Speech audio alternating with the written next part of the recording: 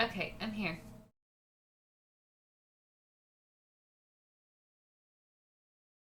I also have a blondie on my desk. I think I still have the desk cam.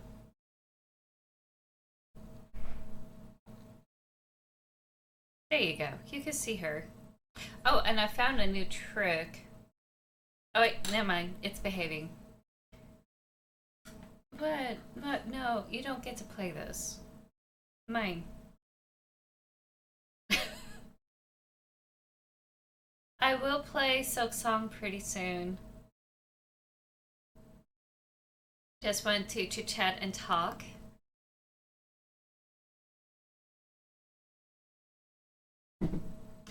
By the way, my publisher has a um, sale on their subscription boxes. So if you want to go to fourhorsemenpublications.com,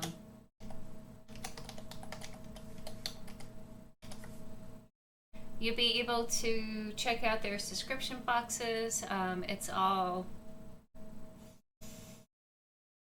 It's all based on genre. There's no frills. There's no, you know, excess. There's no glitter. There's no wrapping that's going to bog up your trash. It's actually very environmentally friendly.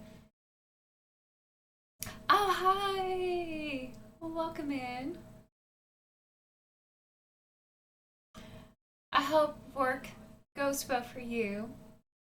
Uh, so if you just want books, their subscription box is the best way to go because sometimes you just want the books. You don't want anything else but the books. And that's the best way to do it. You could also have it as a subscription box for ebooks. So there is a virtual bent to having like a subscription of ebooks when you do sign up. I believe it's either 10% or 20%, one of those percentages. But it is very flexible. You could have a monthly subscription of one or two or three. You could have it as paperback or hardcover.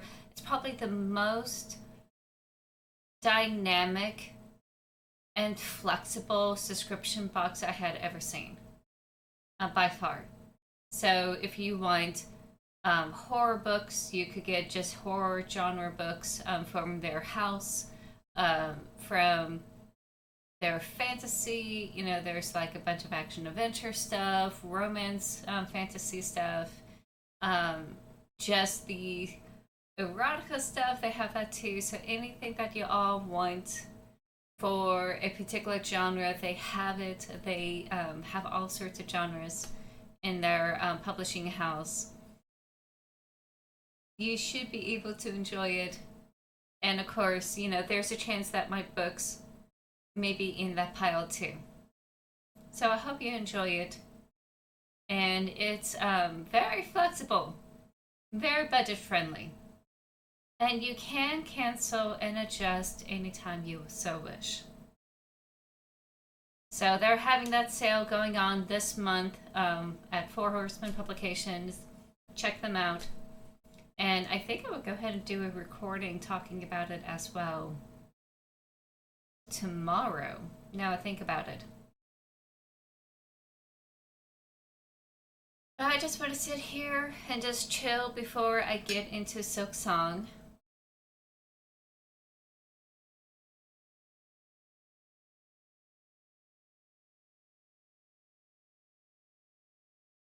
Mm. I need to hydrate myself, so I'm getting that already with my Gatorade. I think this is cherry flavor. I'm not a big fan of just additive colors. Don't really care for it.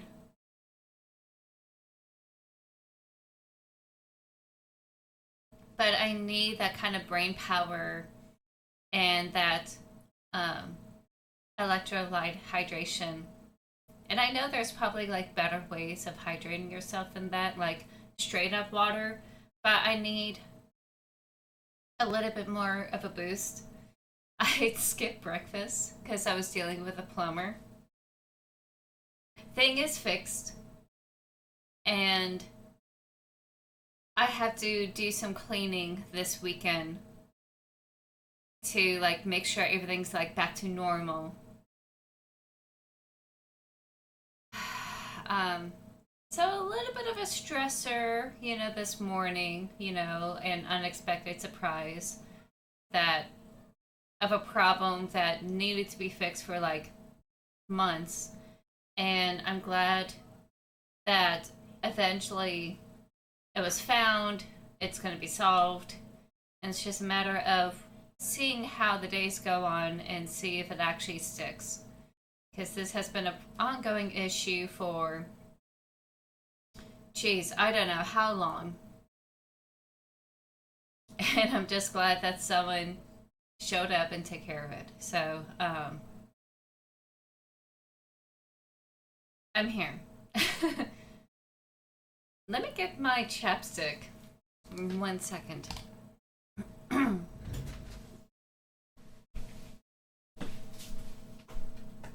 Oh, wait. Hold on. Wait, maybe it's hidden in here. Sasha was playing with it earlier. And I think it's lost to the void.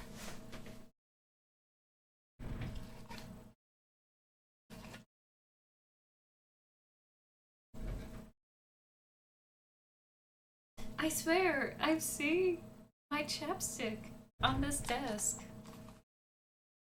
I don't have any other chapstick. Now I'm just a sad little being.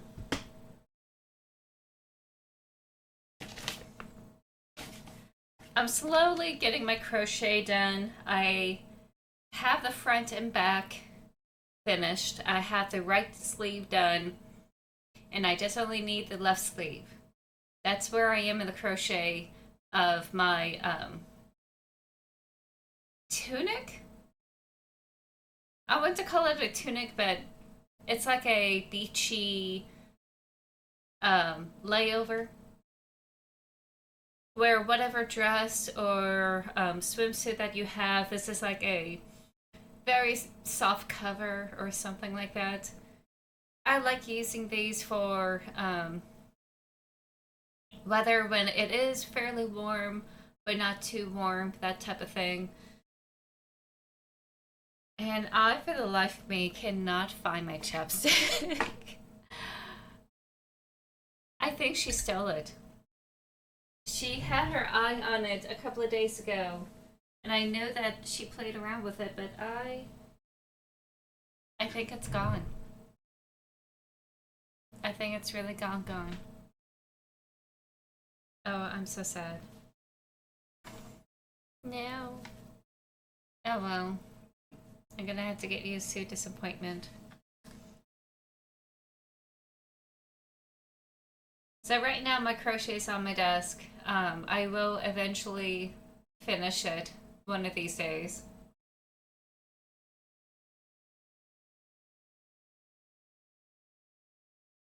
Sometime before summer. I gotta get it done before summer. Hi. There's the little stinker. Oh, update on the kitty cat situation. Blondie is missed by my parents. Lately, she's been sticking to the upstairs because of, Sasha being territorial. All cats are going to be territorial. Let's not fool ourselves here. And she had resigned herself to like be upstairs, hanging out with my brother, etc., etc. Um, with her age, we were a little bit more concerned about how hot it's going to be upstairs, and we don't want her to be locked up in a room all the time. So my parents thought, okay, we'll just have her with us at night. We have some food, water, and her litter box in the room. So that way we have her with us when we go to sleep. We'll have the door closed. And since we have everything here for her, she's not without, with the door being closed and all that. That way, she feels included with the rest of the household and also have a reprieve from this little stinker. Um, she's got in her head that this is her turf, and she was able to scare off Blondie a little bit. But lately, she's not really chasing her that much in these past couple of days. We have been very adamant about making sure she's not bullying her. And we're just seeing how this is going to go. Already, Blondie is starting to show up in the living room and the rest of the house, allowing herself to like be down here, which is nice. So I think this plan is going to work. If Blondie is too disruptive at night for my parents, there's a real good chance I may have Blondie here at night. So I'm actually not against the idea. It may be a little bit hotter for her, so I'm hoping to like make sure the AC is up and running. In fact, I'm planning to put in the AC tonight because I think it's going to be pretty warm here. But I can't wait for her to like start integrating herself back into the house. I think this compromise of allowing her to roam throughout the day and then collecting her at night is the best move. So keeping my fingers crossed, see how it works out. Now that Sasha is much older and less energetic, like young kitten energetic, she's more of a teenager now. We might be able to see some progress where she doesn't need to let her energy off as much. Actually, I may just bring that kitty stand in this room because she's looking like she wants to do something. So let me go ahead and do that before I get into Silksong. But I just want to update y'all. Me and my family have put our heads together, and my parents took the initiative to like put Blondie in their room at night, and I'm actually pretty excited. I think it's gonna work out. Okay, I'll be right back. Gonna set up the kitty stand in here so she won't feel like she's bored. So, hold on one second.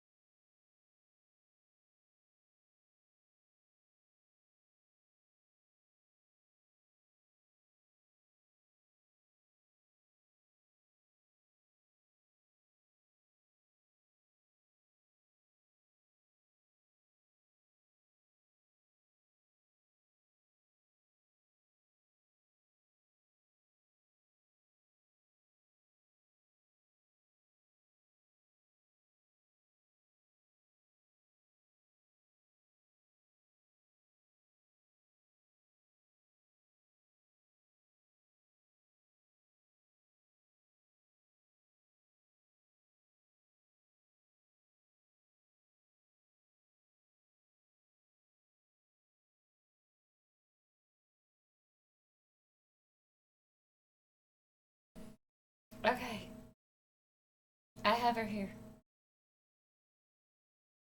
Yep, there we go.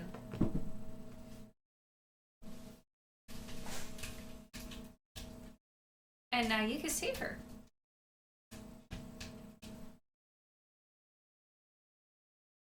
Yeah, yeah. You like that? There you go.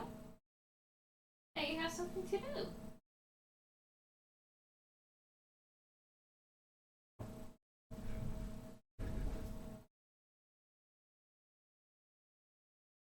Oh, and another spot of news.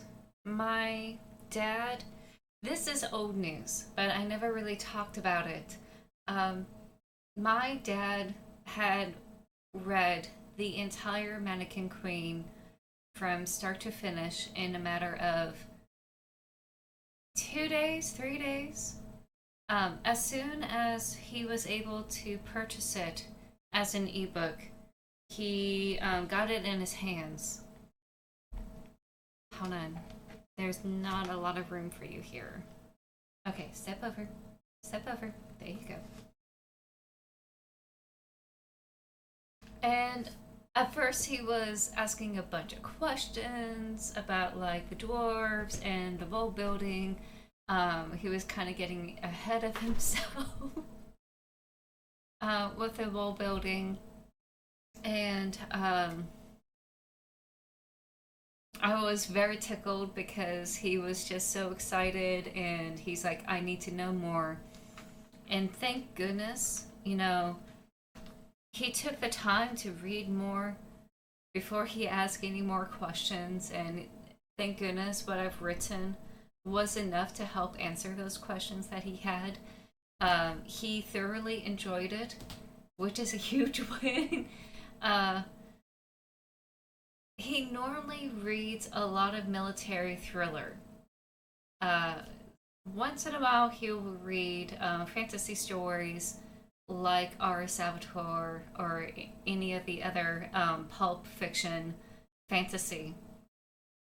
And just hearing that, he loved it, and he has to now wait for the third book uh, is a huge honor. I'm so happy that he now has to sit there and be a grump and wait like everyone else for the third book. Uh, and let's see. It's kind of not spoilers, but there's a huge disagreement between Aramis and Korza, the two characters in the book. And I was happy to hear from him that he thinks the fight was really in line with their personalities. And he was kind of a little bit taken back about the emotional development of Corsa a little bit, where he's a little bit more friendlier or warmer. But I think that's because it's through the POVs of the people who actually are friends with him that this is showcased a little bit more, in my opinion. And I thought, oh, maybe, you happen to like Corsa. Maybe Corsa, deserves, some friends and like be able to express himself a little bit more emotionally. He was the kind of person that was more cold and distant in the first book, and now he's able to open up a little bit more. And he's like, "Oh no, no, I hate, I hate Korza. Team Aramis all the way." And I was a little bit dumbfounded.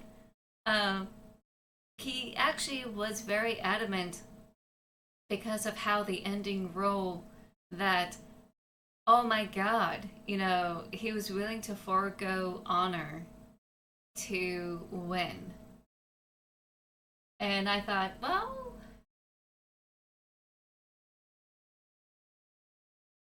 he is a general. He's used to conquering places. He's going to think about the end game and how to get there. It's not always honorable, though it would be best if it is.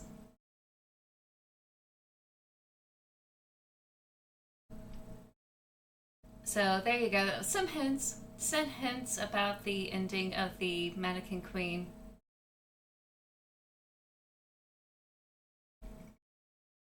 Oh, we might have a blip. And we don't have a blip. Yay!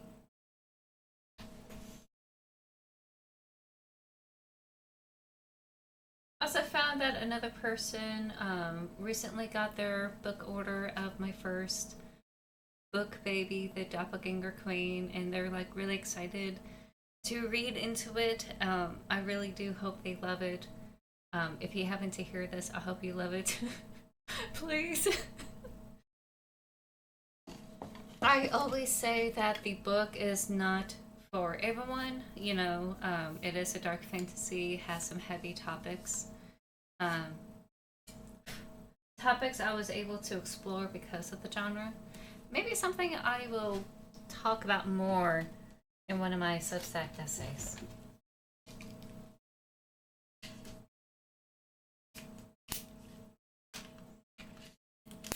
Alright, putting this together.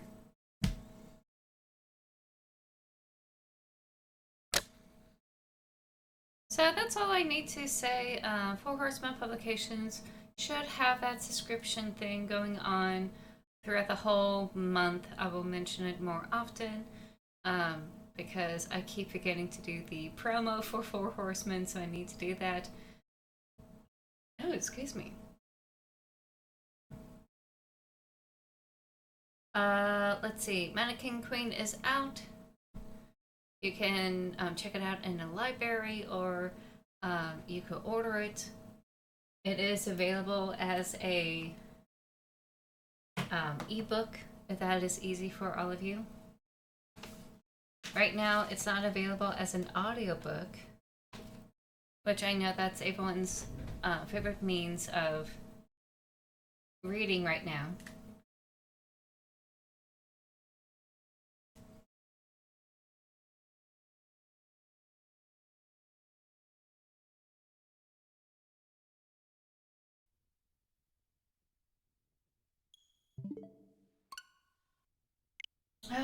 I feel like I'm forgetting something.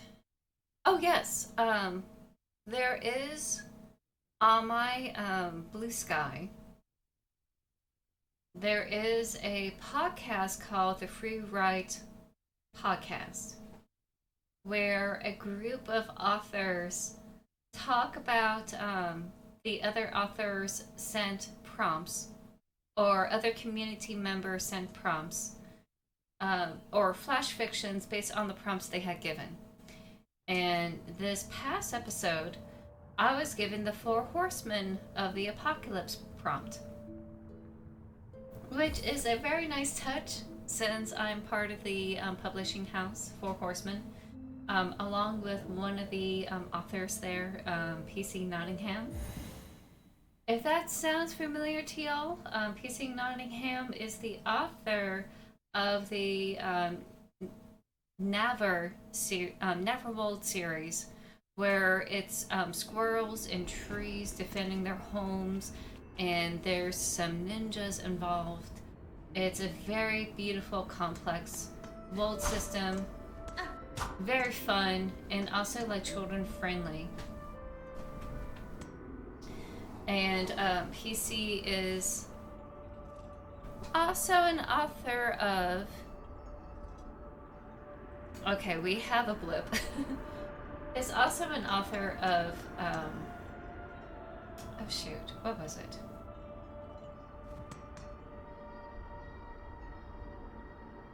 The Earthquake series. They have a short story series. Not short story series, a sci-fi series based on what happens when there's an earthquake kind of situation.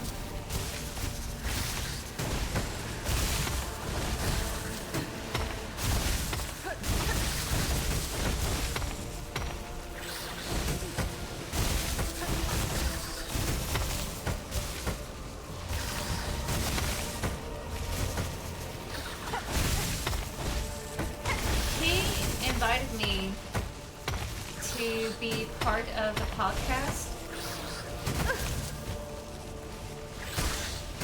and it was wonderful. Well, not be part of the podcast, but to like participate by submitting a short story. And I had so much fun writing it.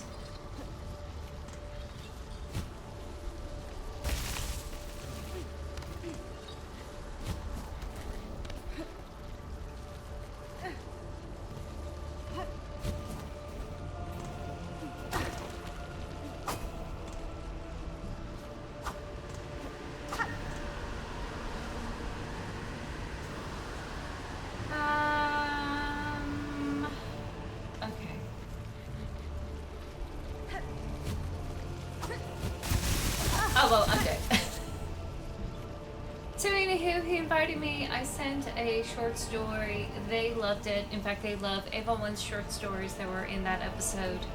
And I was very, very giddy about like their comments and what they have made. I feel like I was seen.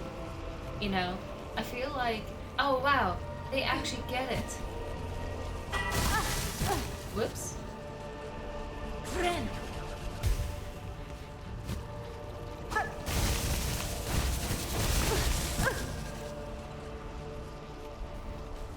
I'm doing something here that I probably shouldn't.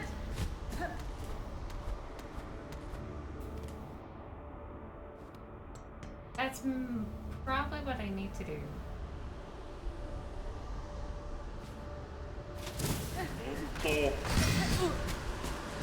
Ooh,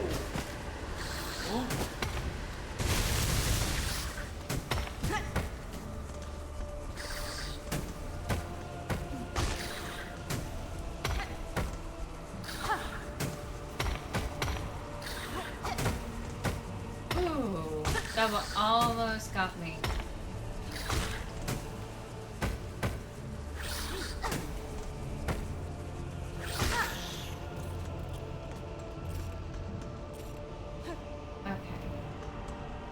Oh, that's out of the way.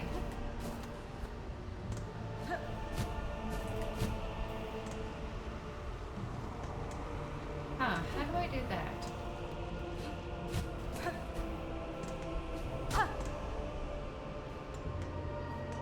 Do I wait?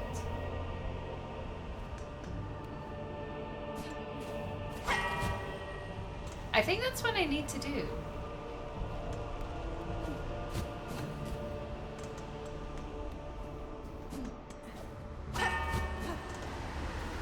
Okay, cool.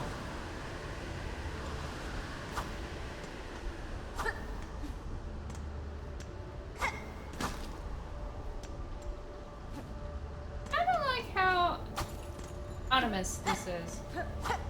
Ominous. That's what I meant. Ominous.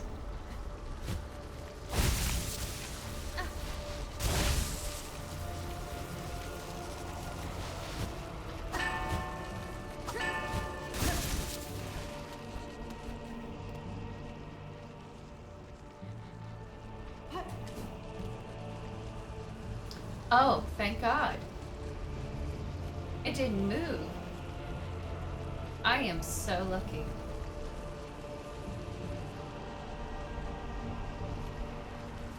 Okay, I know.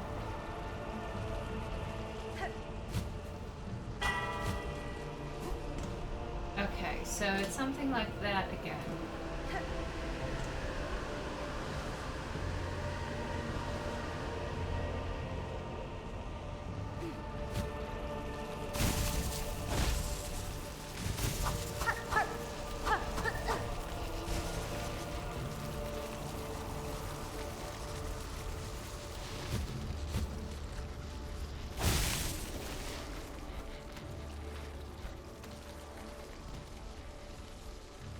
I'm curious.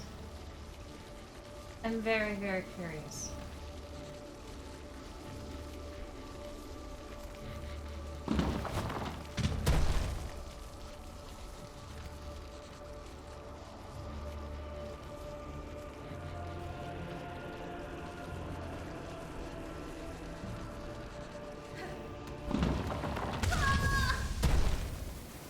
And that got the best of me.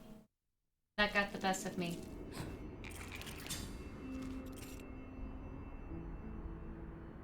That really got the best of me. But I discovered something. And that is important.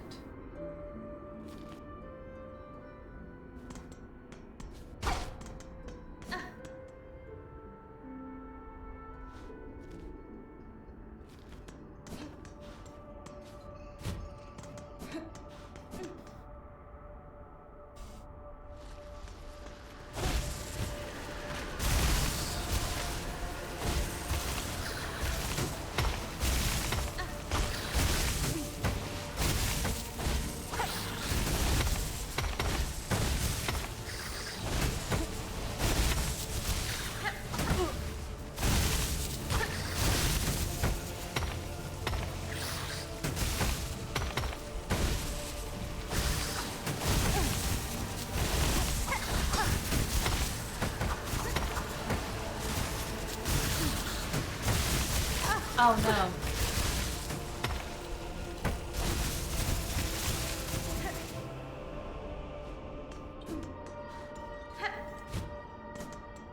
Let me go and take this real quick.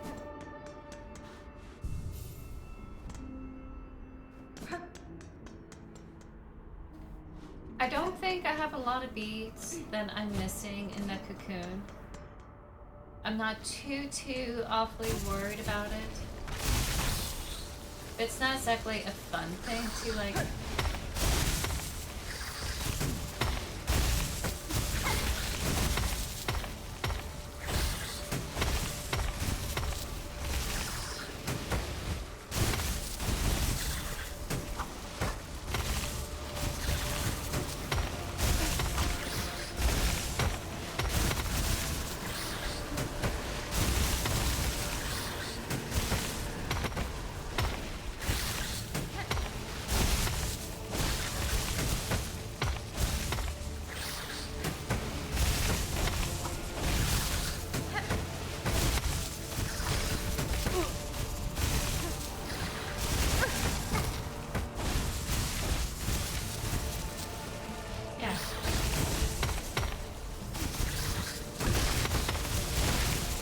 Go.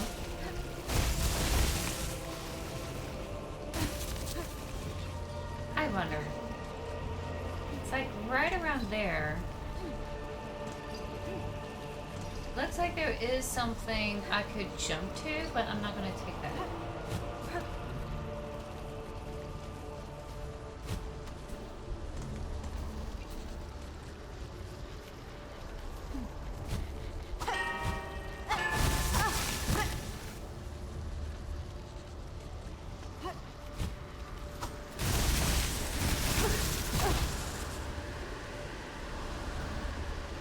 Wow.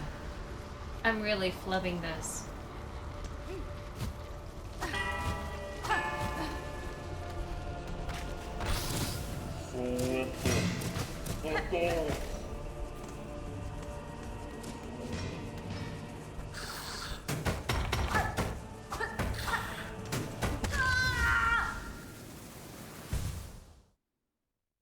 I gotta figure out what I want. What do I want from this?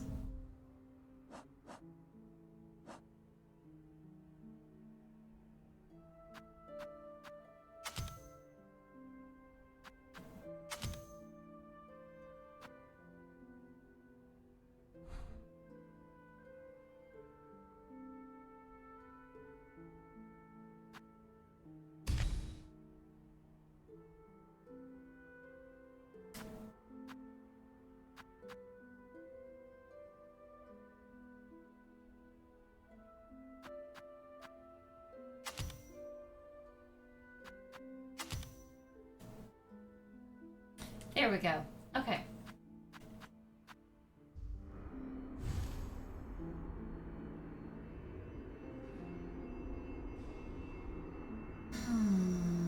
Okay.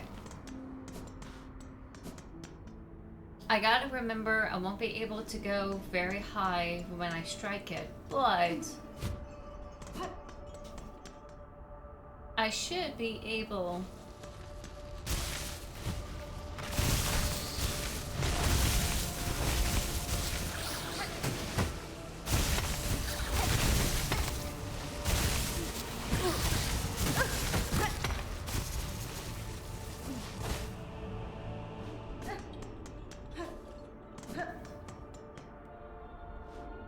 I could, but I won't. Not right now.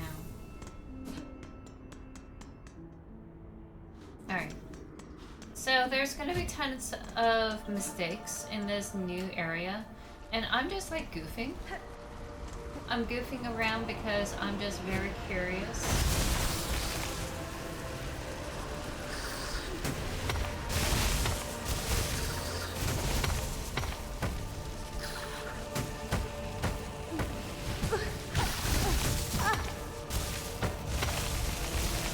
Is it gonna come over here? Yeah.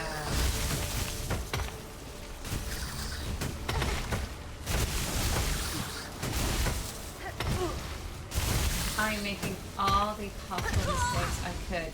I hit that. I hit that. I should not.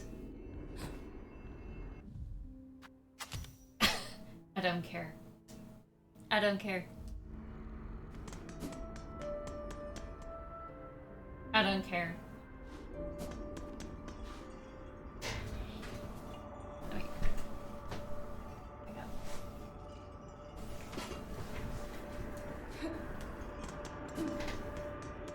Where? At least I'm not really desperately needing.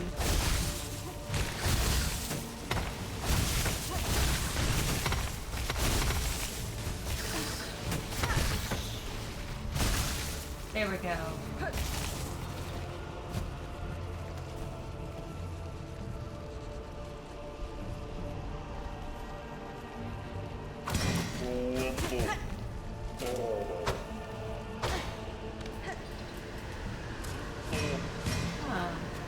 Oh, that's it? That's all there is? Over here? Really?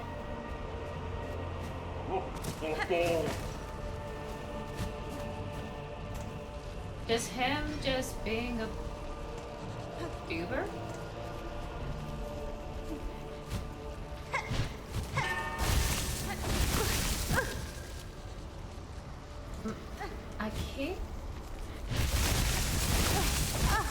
I keep messing this up. And I don't know why. I know this is not.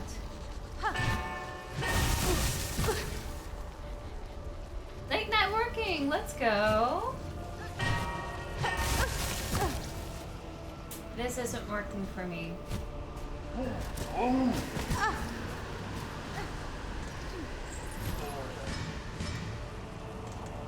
Let me go back.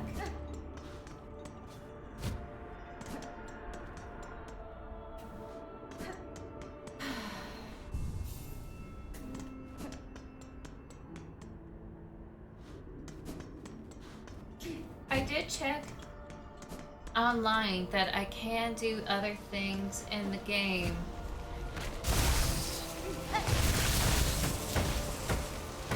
Once I defeat it. So all the quests about like helping find the chuck key, trying to help track down some of those monsters, I can still do that.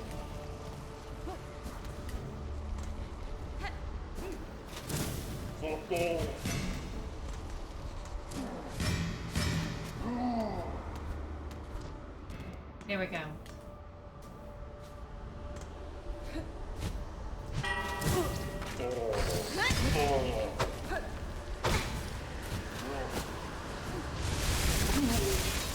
Ooh, nice. That took care of it. Though I kind of missed.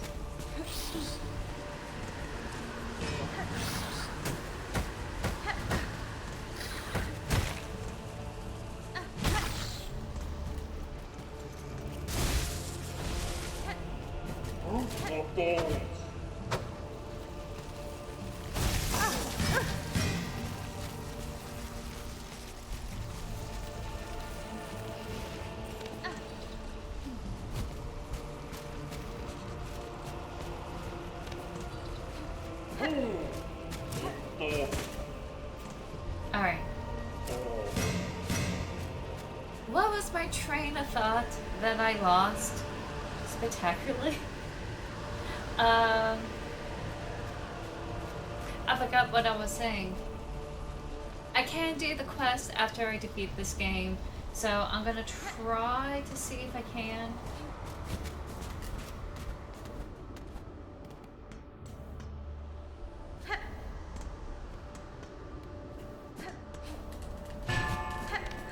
There we go.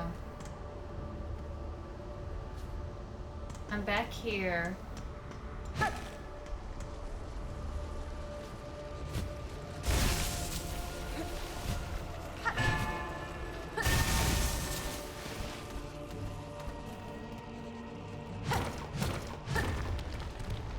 I was really hoping to get something from that.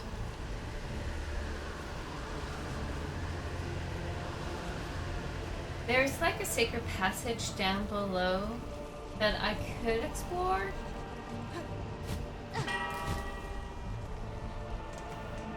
Missed.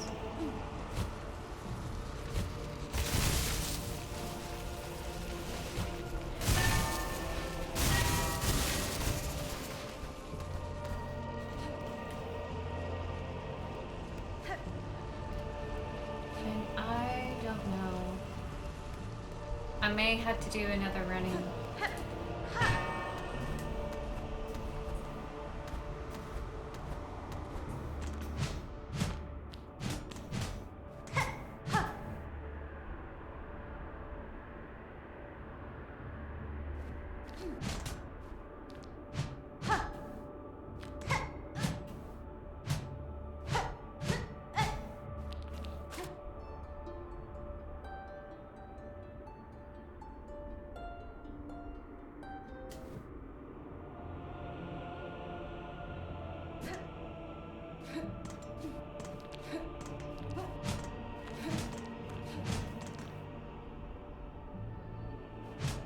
I don't like this. I don't like that this is here. And I don't like that I don't know.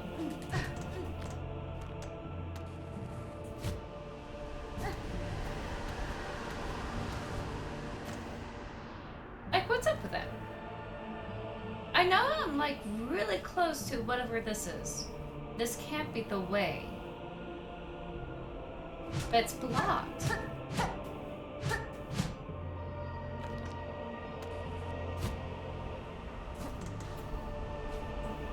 Oh, this is the way. That's weird. Please tell me there's a bench.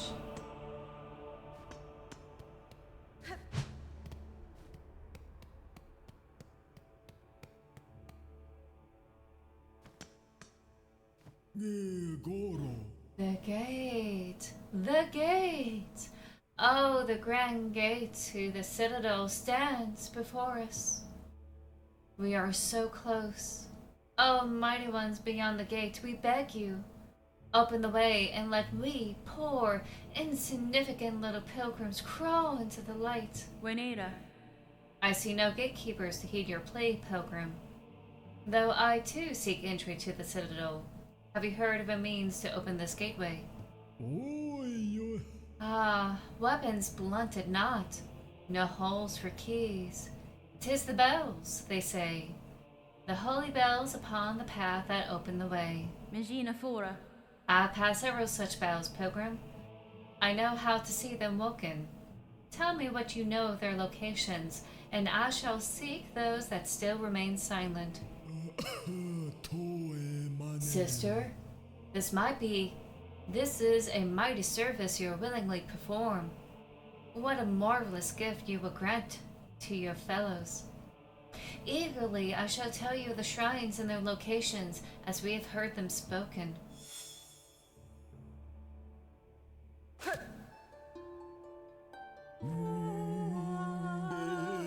We have followed the path or great gate.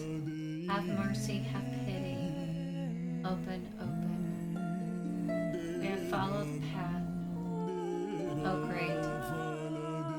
Have mercy. Okay, so cool. I didn't know you could do that. Let's look at the quest. Greymore. Greymore. Awaken the old bells throughout the lands. Greymore. Oh, that's for your skills. Oh no, I have to go back. No, I don't want to. No. Okay, I think I know what it is. I do have to climb all over the place in Greymore.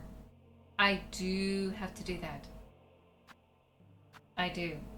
So, this is a good opportunity for me to just complete all the other quests along the way. And back again. I don't know how I'm gonna get back safely. I wish there's a bench.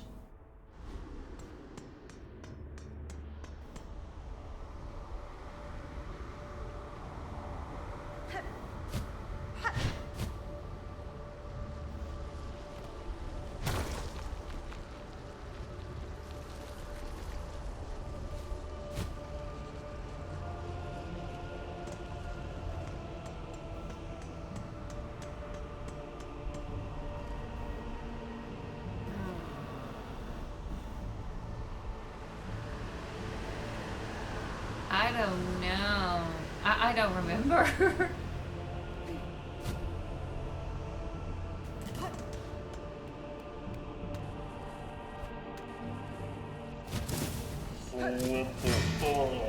Okay, never mind. It's fine. It's cool. Okay. So I guess I can just try to rush to the end, go through Greymoor, and do all sorts of stuff. I could try to do that. Or I take the Bailway and try to do all the side quests, which I'm tempted to do.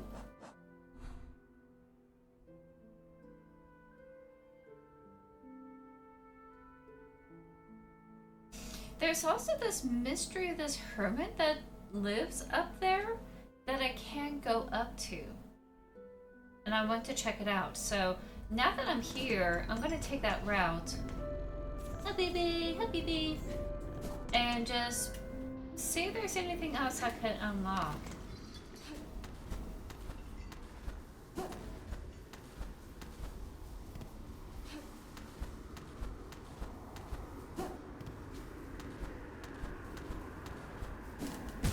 Oops.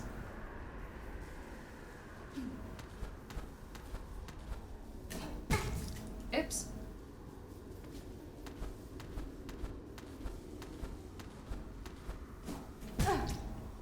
That's not how I should be doing this. There we go.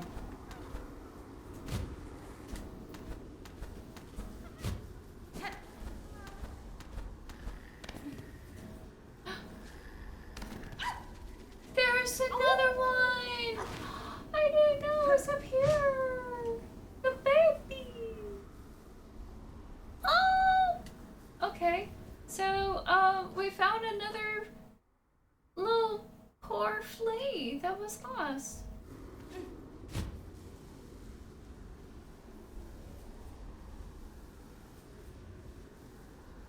Okay, well great. I'm so happy that I took my time to go up there. Yay! That was cool.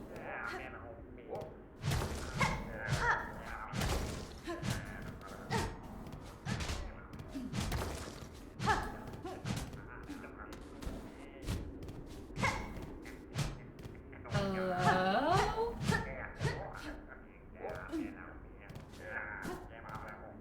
How? Okay, I guess that's a Greymoor skill.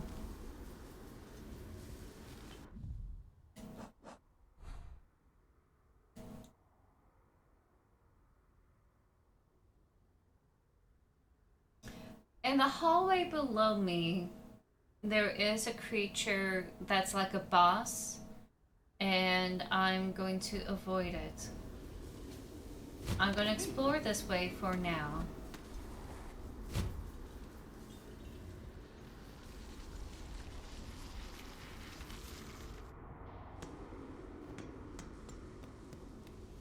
I probably should have healed.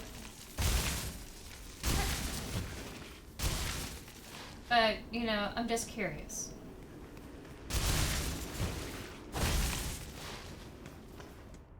Doesn't hurt to look, right?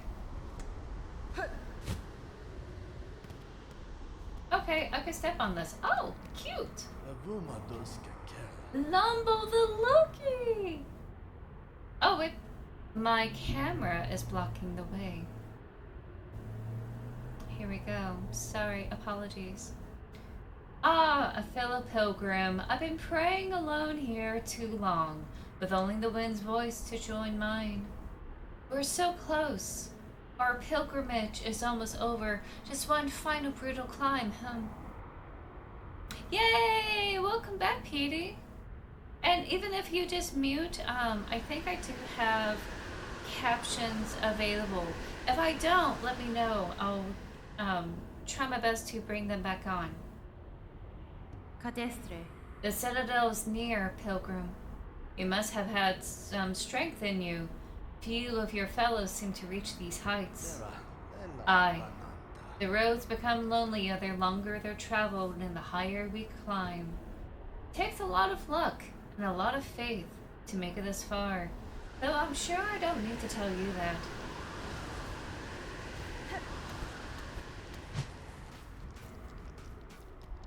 Anything else? While we rest for the journey ahead, care to test your luck with a game of dice? You know how to play, I trust. Da, Fenestra. I'm sure I could grasp the rules quickly enough, sir. What is the wager? A beat of rosaries on each roll. What say you? Sound fair? Let a rose roll away with the dice. I will give it a try. Oh, once I find enough rosaries, I can play. Okay, so it's like a gamble system that if I really want to generate more rosaries, I have that available. Okay, that's not bad. That's reasonable. Oh no!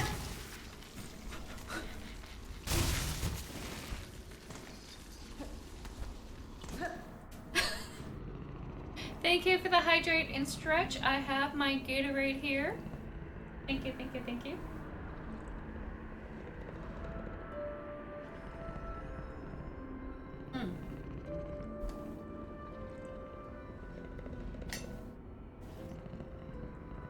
I really hated the Greymoor so much, I skipped it altogether. As much as I can. Oh, hi.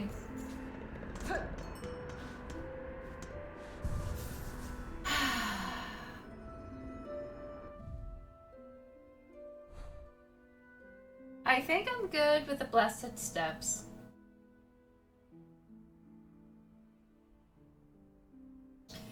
So this was the vertical place I explored in Shellwood. I don't feel up to doing the warm ways except for that one door. And I think the easiest way to go through is by the bench and bone bottom.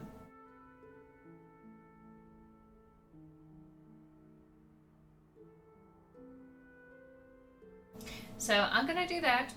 Oh wait. I have quests in Shellwood. Well, you know what? When I'm done with Greymoor, I think I could do some of the quests in Shellwood. I'm kind of in this exploration kind of mood.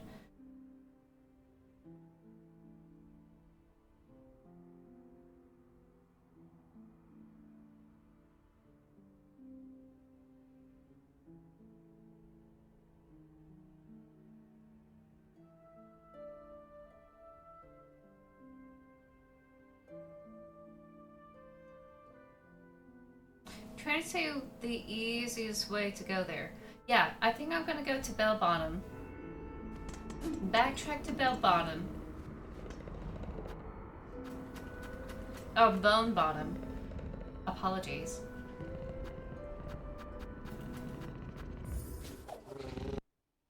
Go up that one warm way. Or actually go to the door of that one warm way and see if I can open it from this side.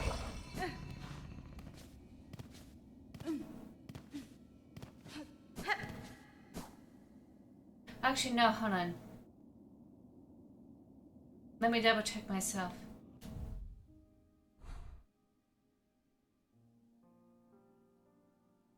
I realize these are the same doors that unlock the bone grave. And I have to open it on the other side. So I'm just gonna go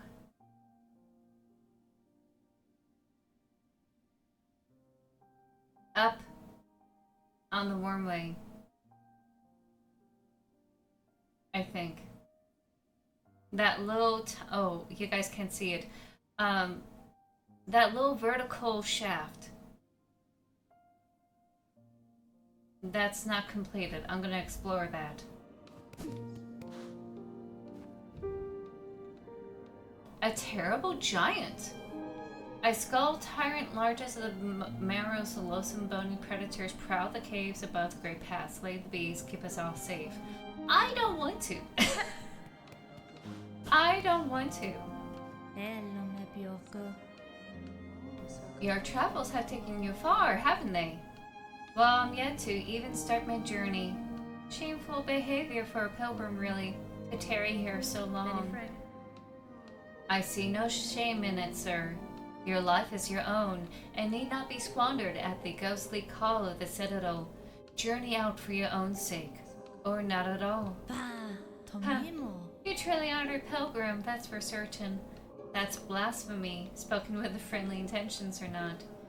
And yet, I don't recoil from what you say. Perhaps I'm not much of a pilgrim either. Okay, so just in case I have any hiccups, I'm gonna use that.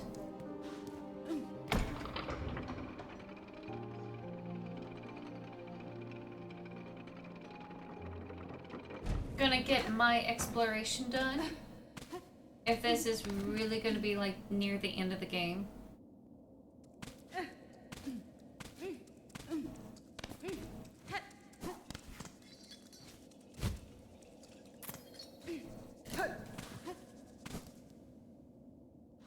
Alright, I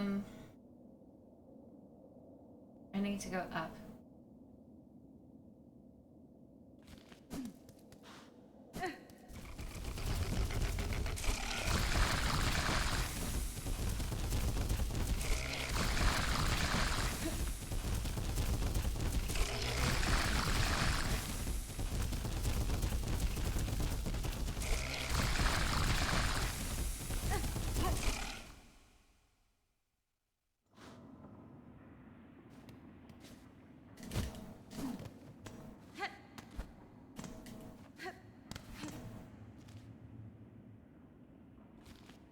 Yeah, this is the way.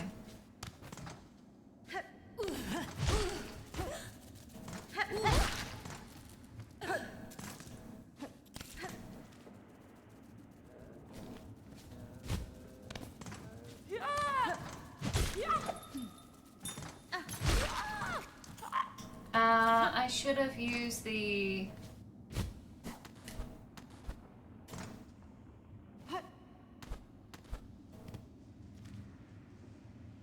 Oh, what you call it?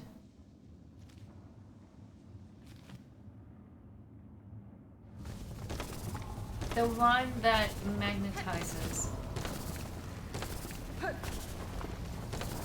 Oh well. Oh my god.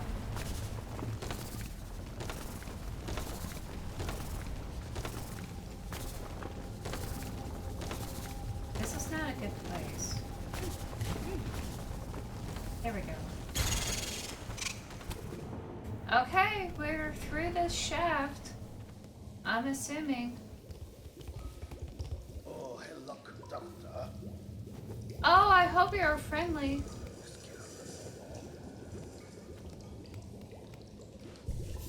Oh, you are? How? Dosko. Alchemist Zolotol. Oh, new face. Now here to bother, I hope. I've critical studies underway in these twisting tunnels and can afford no distractions. You haven't met Zango, my assistant, by chance? An indolent sort? Short, slovenly, rather unreliably seeming? I have not, sir. I am curious, though, about the equipment you have here and the blue liquid contained within. What static consumes you? Ah, yes. So this miraculous substance intrigues you too. A wonder beyond wonders, miracle-made material. That would explain about that blue flower. That weird blue polyp. Somewhere in the worm tunnels. I found it, but I didn't know how to take it. So this must be that quest. Plasmium. A naturally occurring elixir with no equal. It heals wounds and strengthens shells. I suspect it can even defy death itself. Wow. Plasmium, you called it. I have encountered its like before. or else a substance of a remarkable similarity. Dosko. Highly unlikely. The grey and barren soil of the mainland could never produce something as singular as this, and that is an indisputable fact. Plasmium is first discovered by my master at the farthest edge of our loom. Hidden deep in salt-stricken waters, I brought it to these caves under her direction to study how it flourishes in a foreign place. Now, to my work I must return, unless you have further interest in my precious plasmium or chance upon my truant existence. Kindly leave me in peace. Okay, well, we actually found that plasm doohickey. Well, that's cool. Okay, solve that mystery. Don't know how to open that door.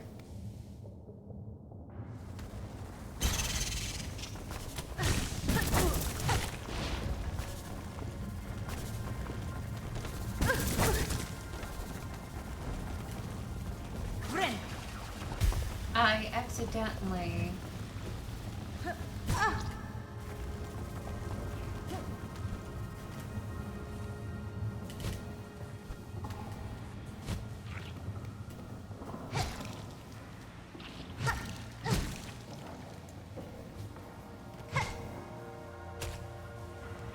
Okay, so I found it, but I don't know what to do with it.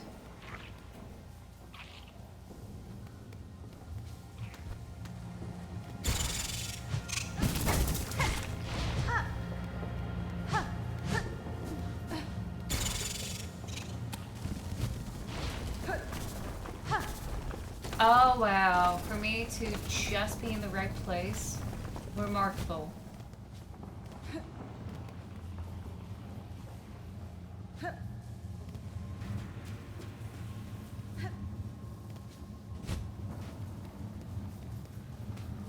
Ah, looks like...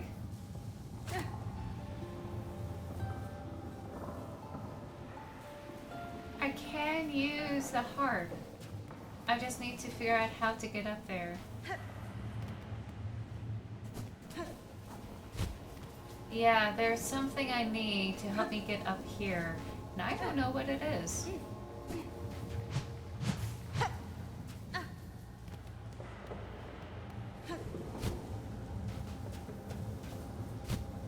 I wonder if I need to do a running jump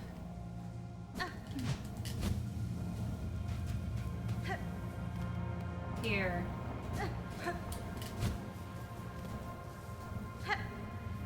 I'm like falling short to get up there. I don't know. Will help me get up there. It looks like there's something here, but I think it's just a bunch of ceiling.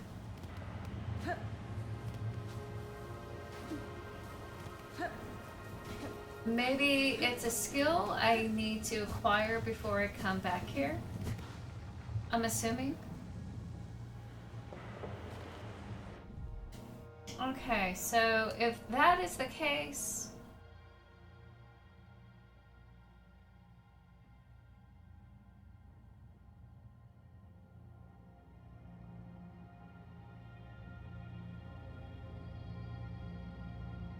I think I'm gonna leave it alone for now. Try to find a way to go back.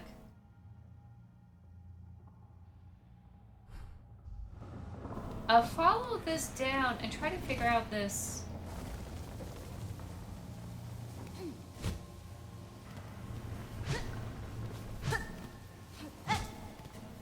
Did the quest giver give you a crest or instructions?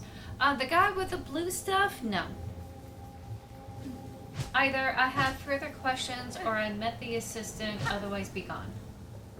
And I am assuming I have to meet Zango for that.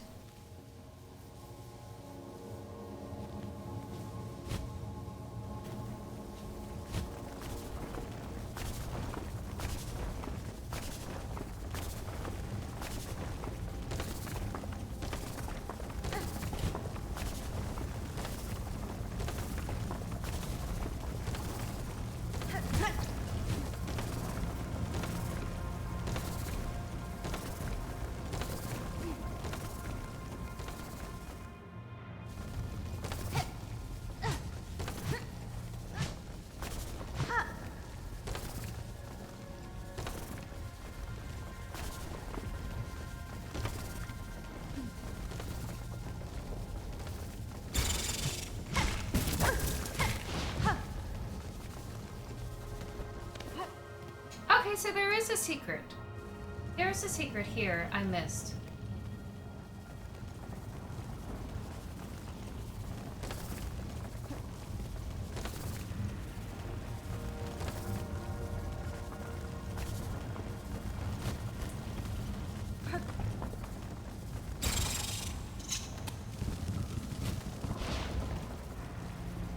Huh?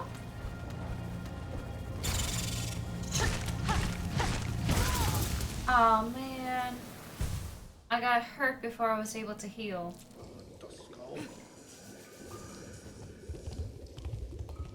Oh, don't bother me. I'm embarrassed. Okay, so there is a huge secret place. My god, that's huge. How did I get turned around in there? I should have kept going left, I think. That's weird.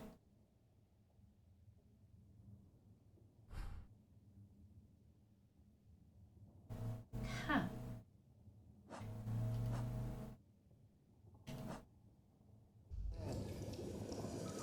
Oh, it's this little unicorn headband. I had that for my birthday stream like 2-3 years ago. Long time ago. There are. And I had it as a redeem for channel points. Welcome back. Oh, you linger here still. Perhaps like myself you've been bewitched by the plasmium's beautiful glow. Then join me you must. A new assistant is needed. Together we shall unlock the secrets of this wondrous substance. Oh, Queen Lena, thank you so much for extending the timeline for the unicorn power. I'll leave this on for most of the day. Oh yeah, I certainly will. I'll try my best. Ah! Sure. Gotta say. Oh, well, okay. Did I accidentally refuse? Oops. Let's go. Maskere.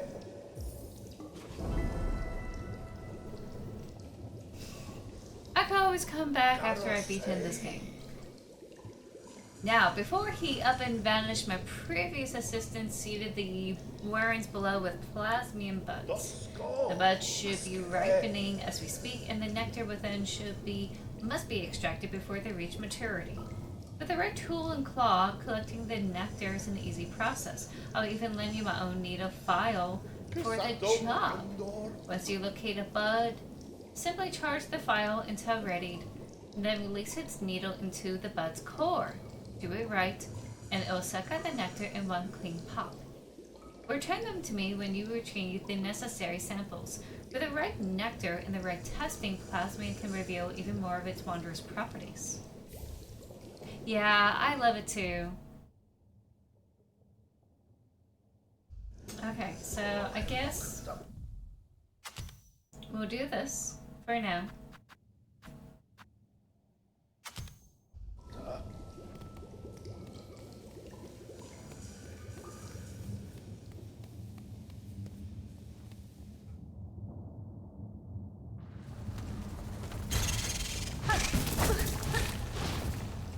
Okay. I know it's down here.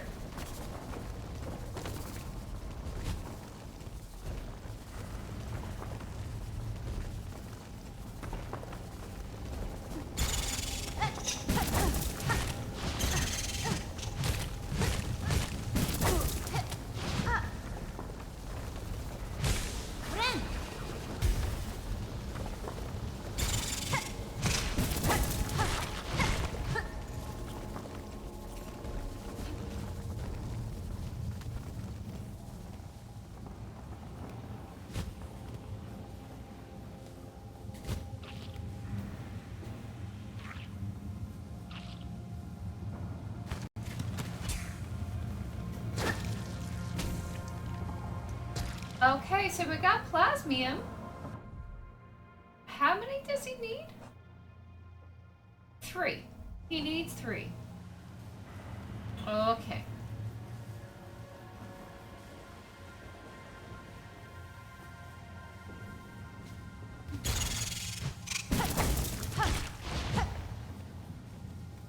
I went the wrong way. Ooh.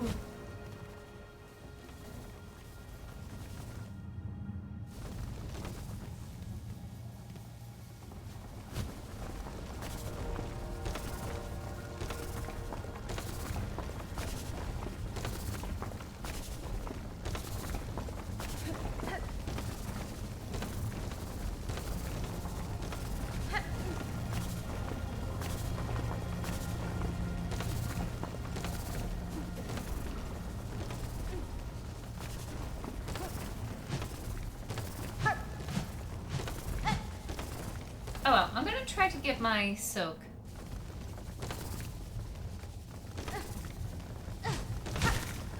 And I'm gonna take some healing at this time.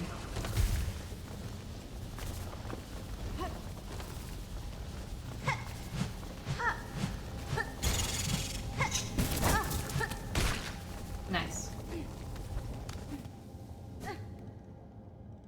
Alright.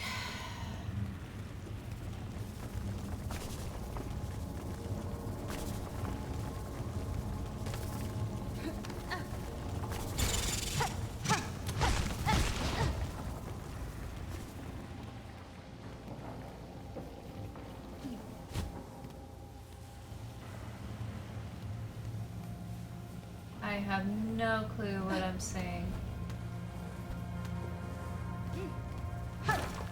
Oh, hey! Secret!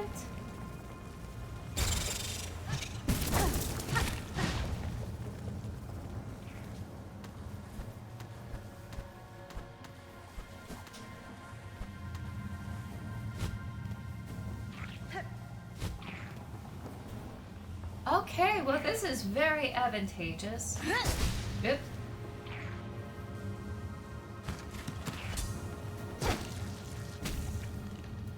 Nice.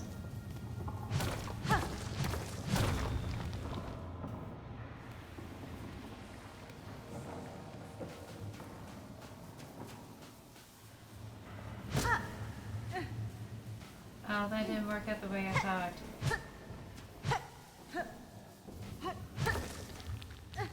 Okay. That didn't work out. A little bit creepy.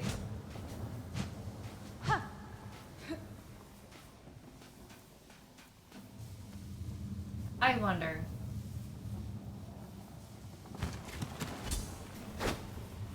Nope. Just some visual storytelling. How deadly these things can be, I guess. Nope, that's it. Okay, well. Creepy.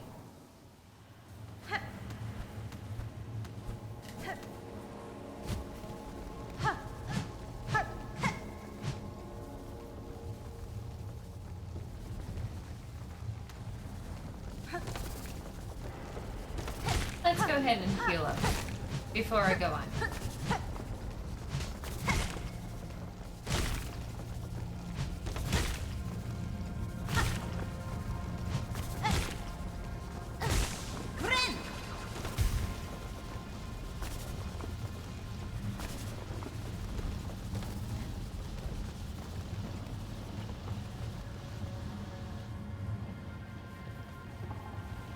It looks like dragon's teeth, and I just don't like it.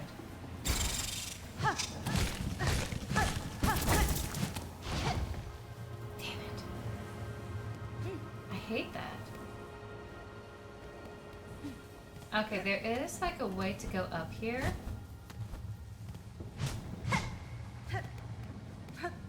For whatever reason. Which is fascinating. Oops. Okay, well, it's allowing me to go on. Oh, this poor little dude! Is this the assistant? Oh no, memory unlocked. That's probably the assistant that had passed away.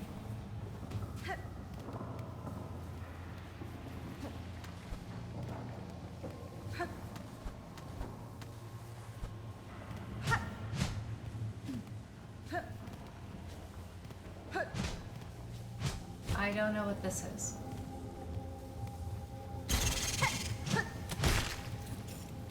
Okay, good.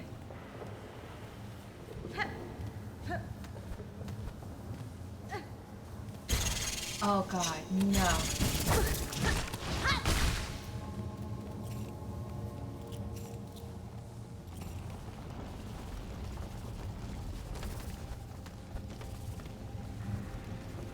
Okay, I think I came full circle here.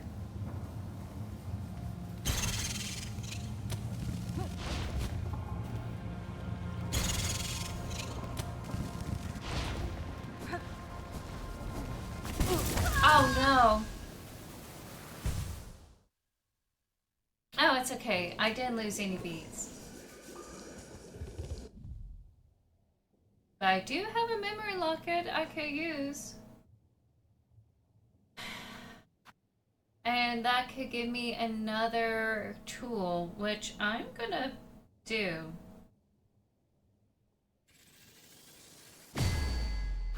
And this is gonna allow me to use my shards.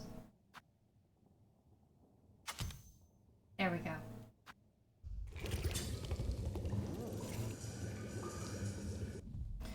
Alright, let me look at this. Because that was a fascinating detour.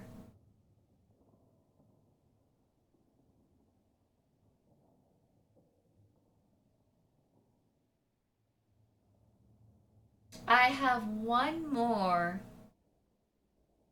blue doohickey that I gotta get for him.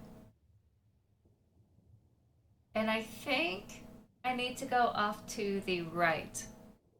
Shopping! No, I don't need to go back. I don't need to go back. As I tell myself. I'm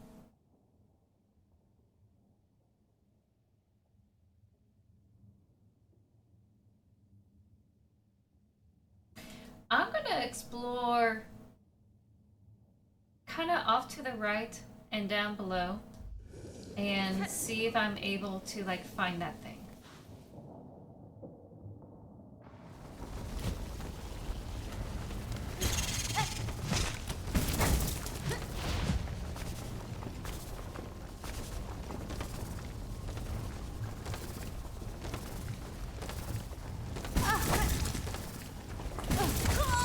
Oh no, that's not how I wanted to go. Okay.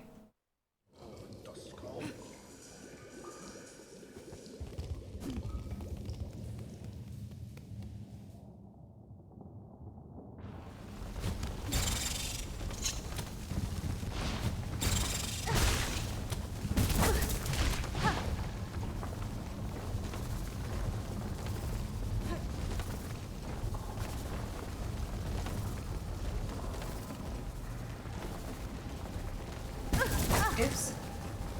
I keep clinging! I keep clinging to these walls.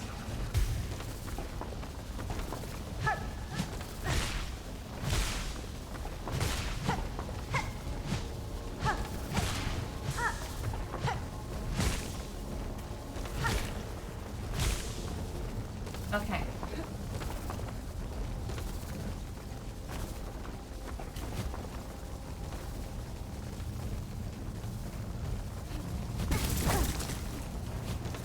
Oh, I'm doomed.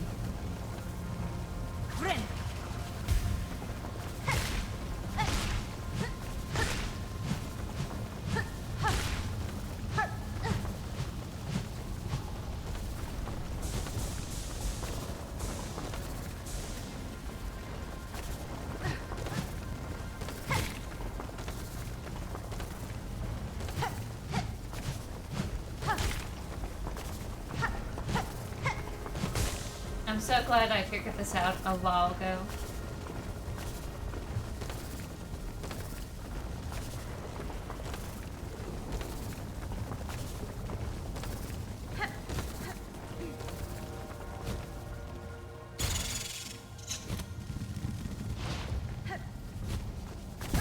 Oh my god!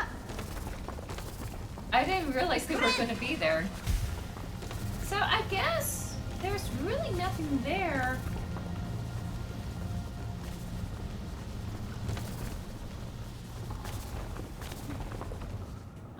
this way.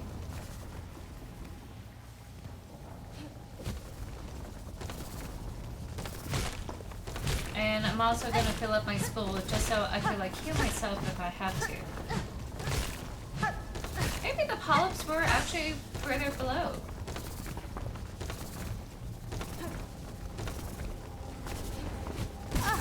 I keep pressing the wrong button.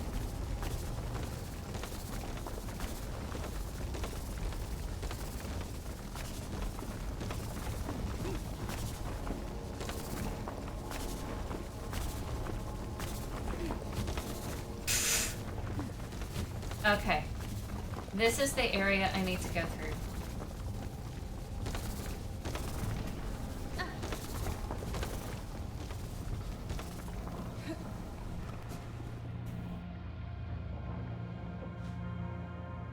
No. It's not.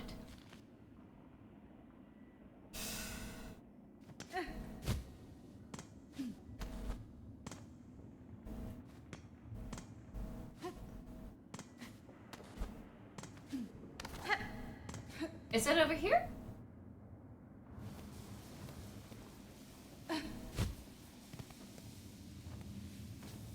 That's right. It was over here.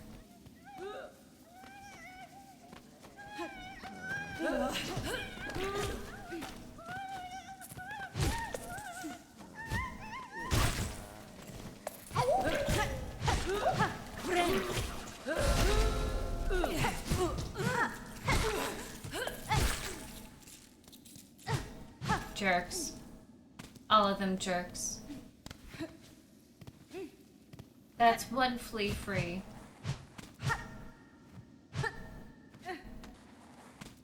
Can't believe I missed that.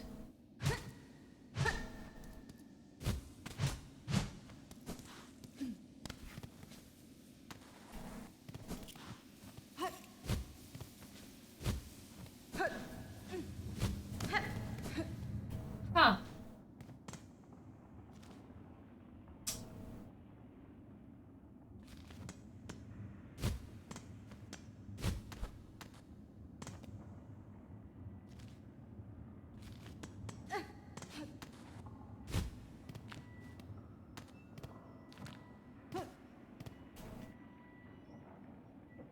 Yeah, it's water.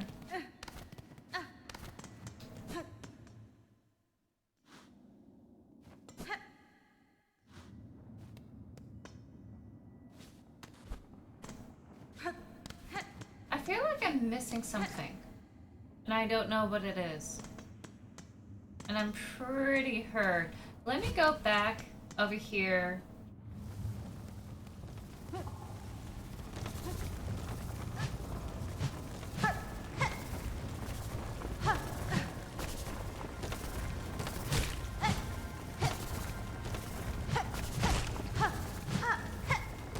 And let me just get some heals.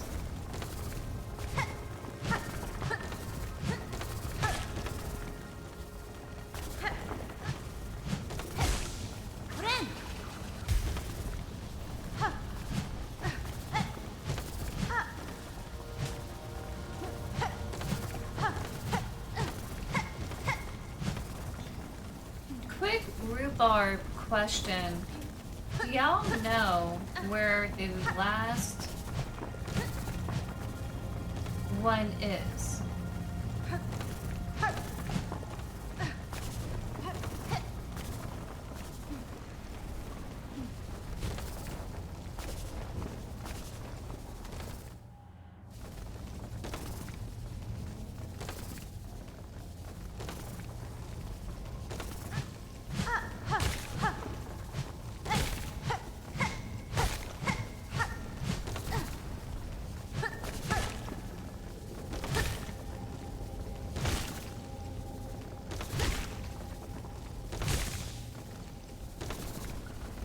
Because I'm thinking it must be off to the right.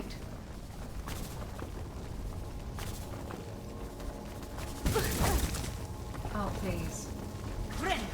I can't believe I have to do this often.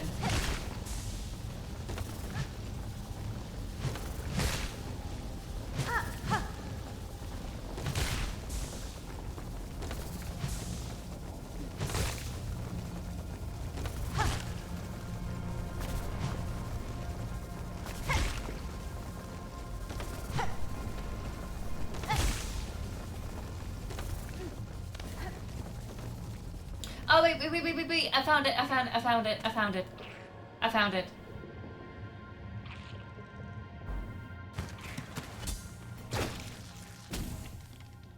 Okay, awesome. Now we just gotta go all the way up.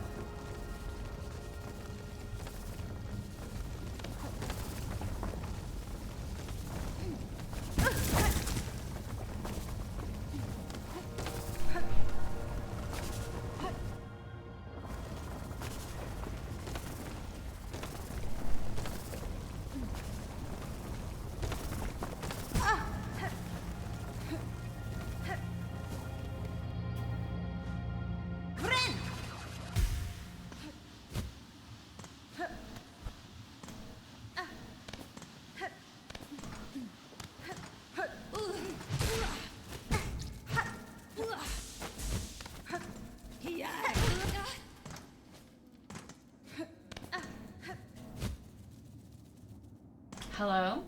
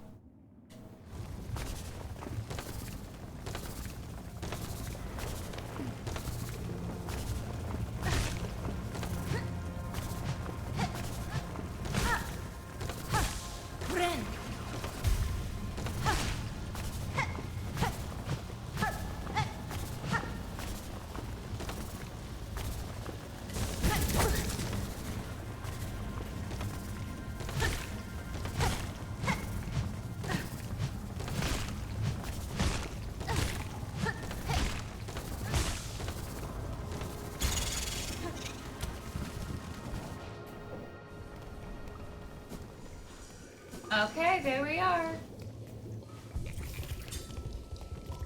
We made it. Mirantes. Assistant, how goes your work? Have you extracted a sufficient amount of plasmium for me? Yes. Dosko. Ah, and exactly the required amount. A satisfactory effort, Assistant. With this pure plasmium extract, I may finally come to understand this wondrous substance.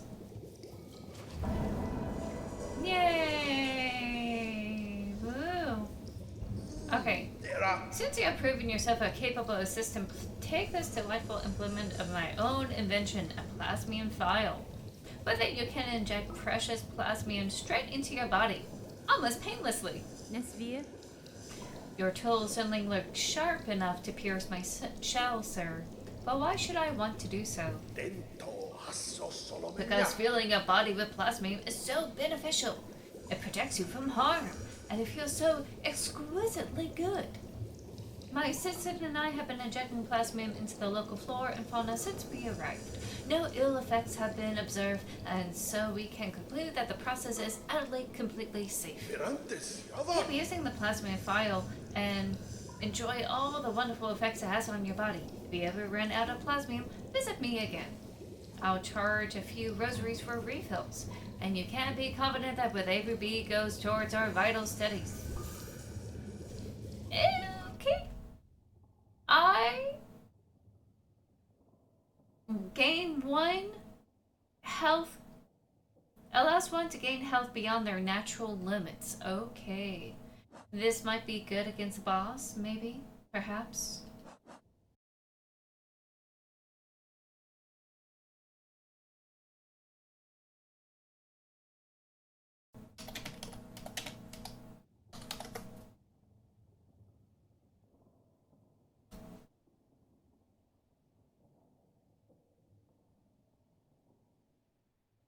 We had a frame drop.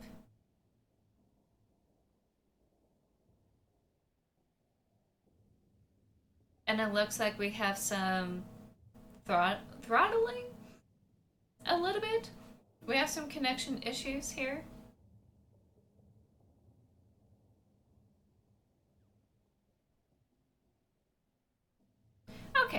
So whenever y'all have a chance, you can refresh. There you go. I'll wait for at least a minute before I could continue on.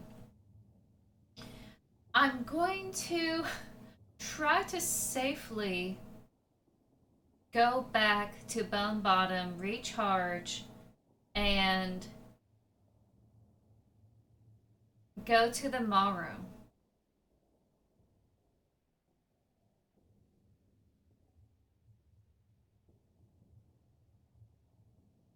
There's another place that I think I need to go to that I need to unlock.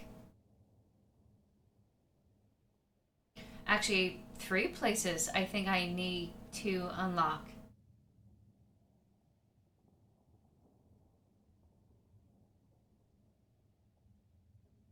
So, let me try to go to Bell Bottom as safely as I can.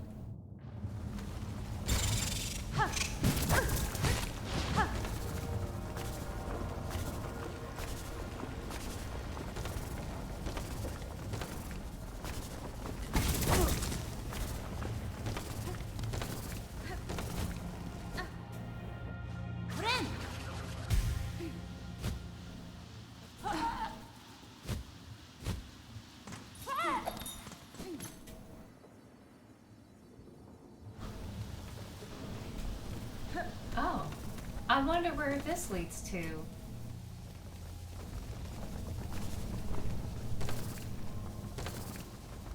Huh.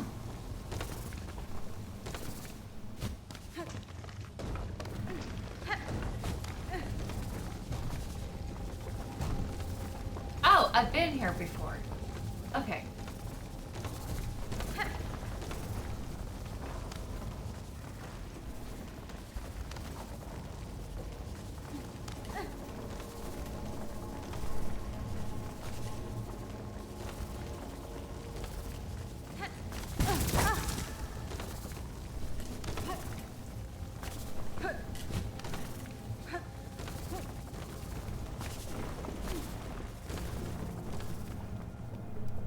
Okay, not too bad, if I say so myself.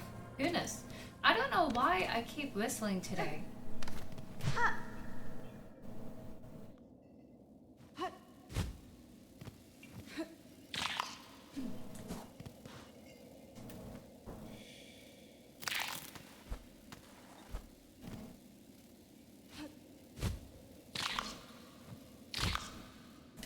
No.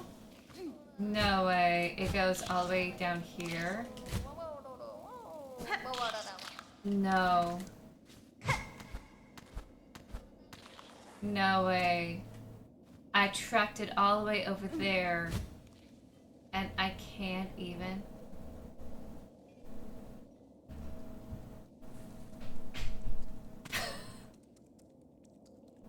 Okay, that's another quest I should try to do, is try to track that silver thing.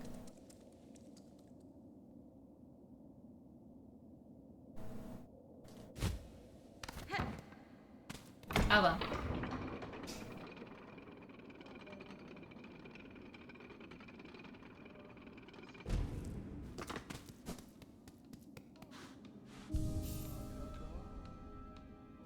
To bone marrow.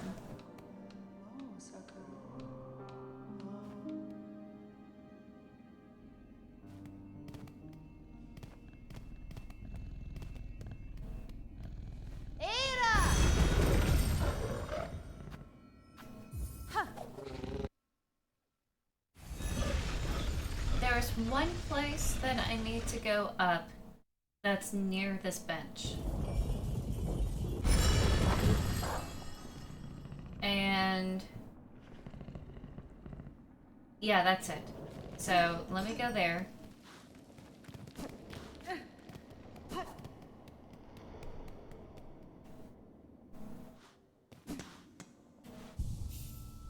That's my spawn point.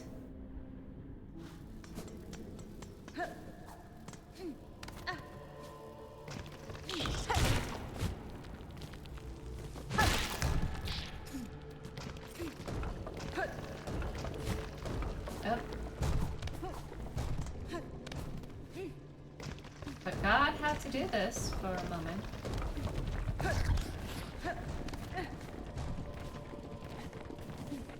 There we go.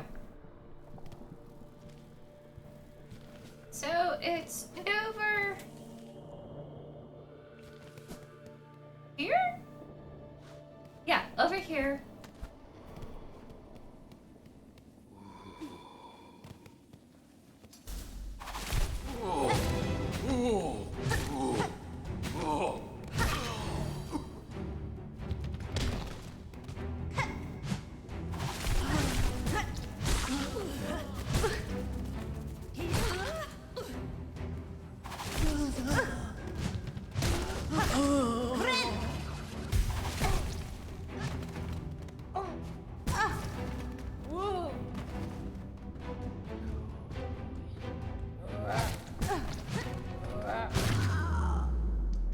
Okay, this would have been a very deadly trap if I got here first.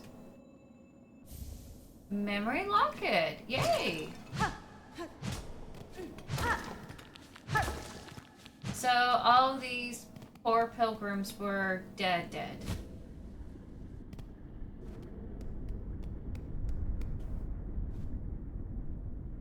In the air, the water, everywhere inside their shells, twisted inside guts. Tied us around heart, pulsing rhythm, sick, alive, dead? Something worse. Deeper must look deeper. So maybe it's a comment that the threads are waking them up?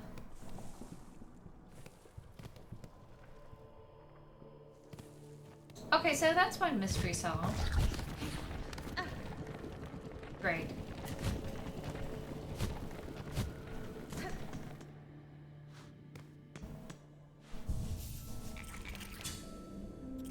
Alright, so now I looked into there.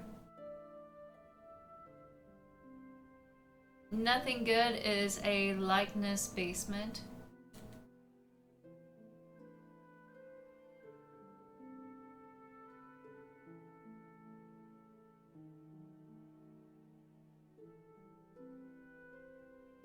I don't understand.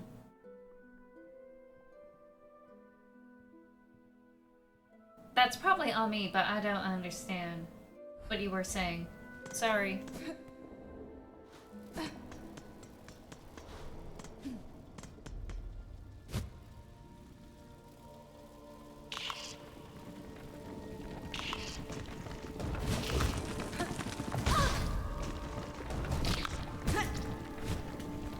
I'm really rushing through this area.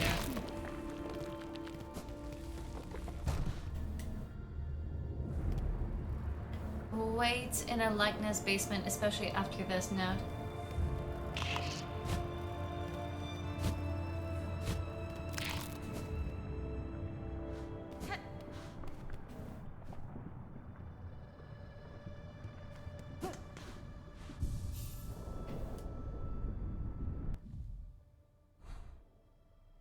Okay, so I'm gonna go across this lava and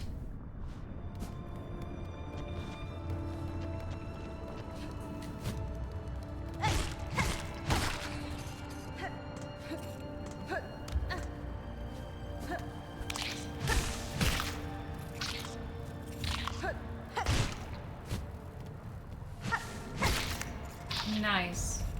I used to be so scared with these things. Now, not so much.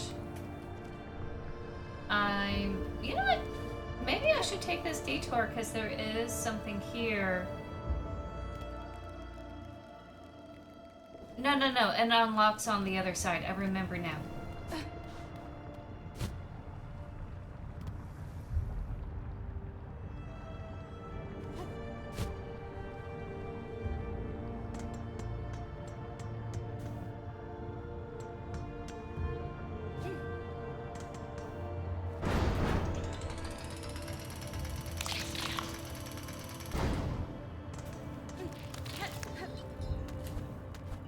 I've been wanting this for centuries. I've been wanting to discover this for centuries.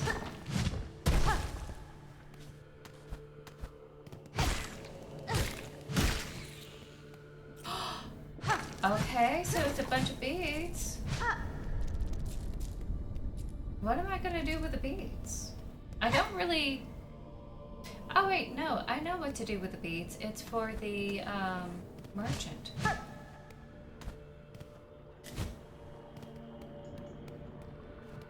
I know what to do with the beads now. Oh god. Oh god.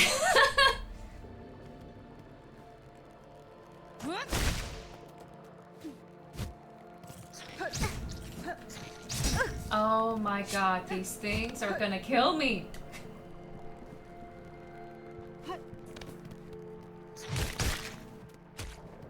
Okay, well.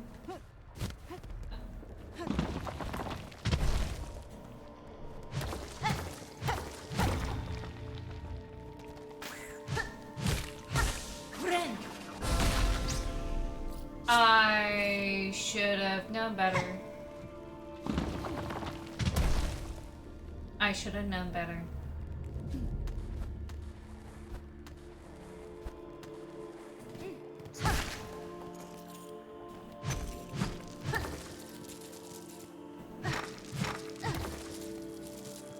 Okay, so I got a bunch of beads from this place.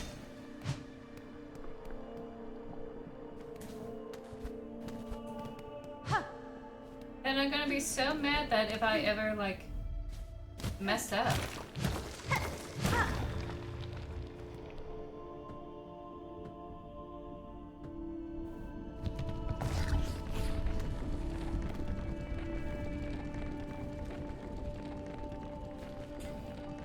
Oh boy.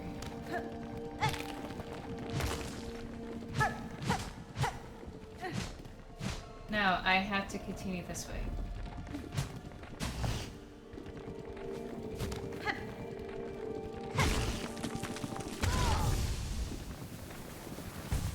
Okay.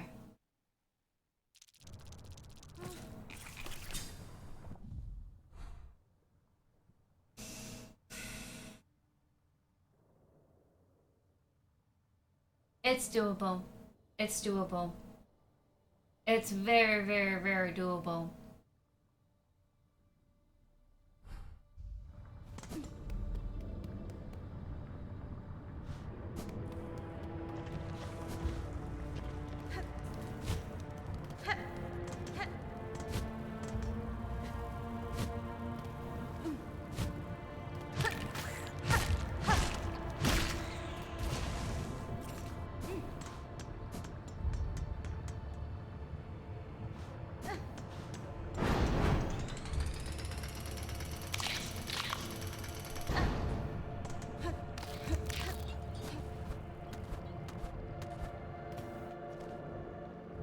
Can I get there? Oh yeah.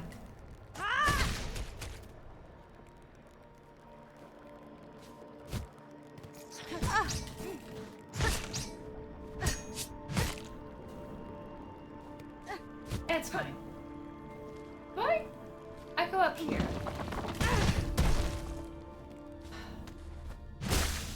Friend.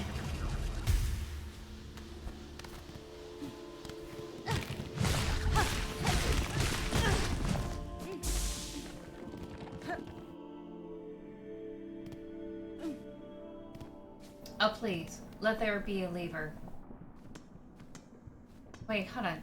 Did I miss something? I missed something over here. Right? Friend. Oh, nice. Spool for days. Except not really for days.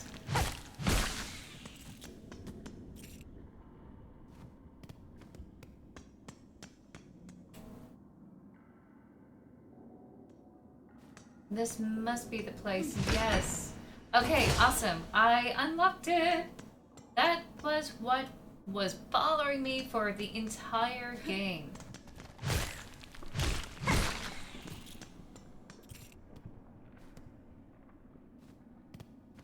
Okay, so the same way I came.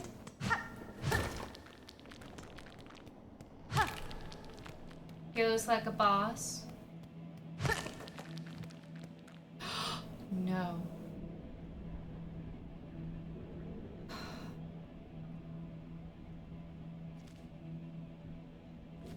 Okay, let's see if I could do it. Skull Tyrant!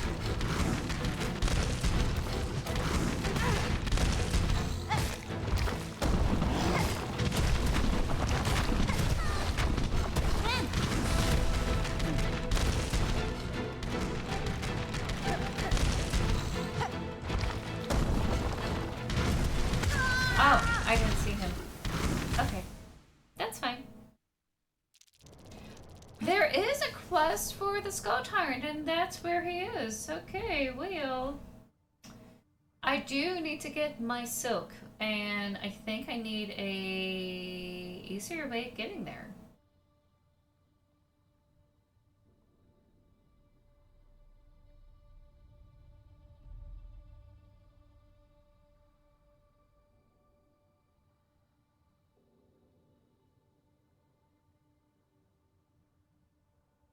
Because that was unlocked. I'm trying to think.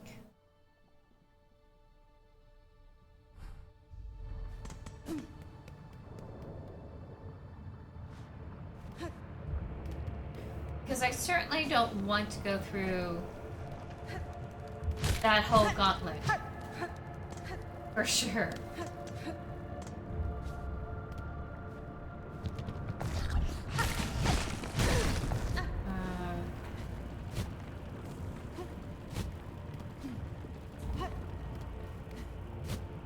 I forgot how well spaced everything is.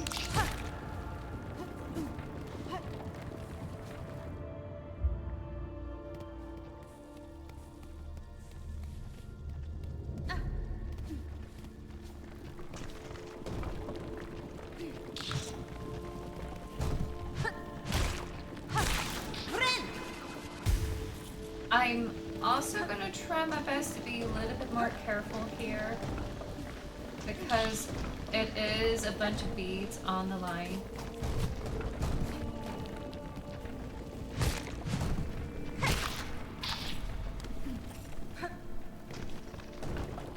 Okay.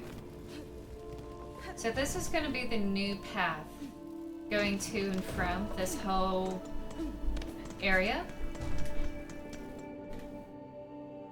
And it will be a lot smoother, or at least I think it would be a lot smoother to go there than dealing with all those creatures.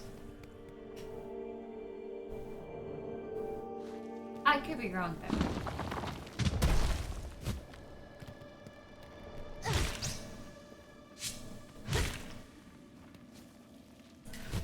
Oh god. Actually, no, I do need to go this way. This is the way. Alrighty. There we are.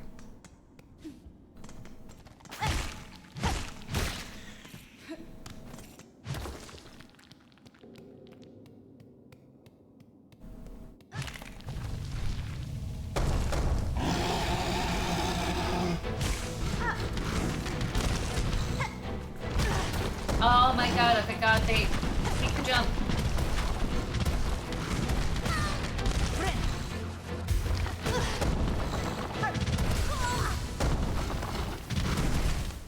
How?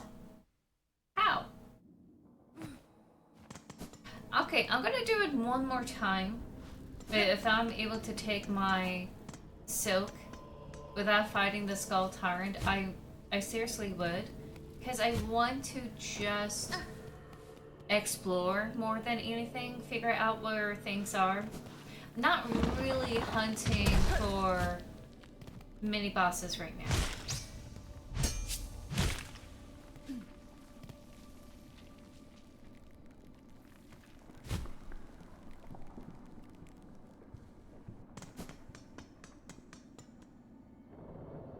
Even though there is a prize for getting the Skull Tyrant,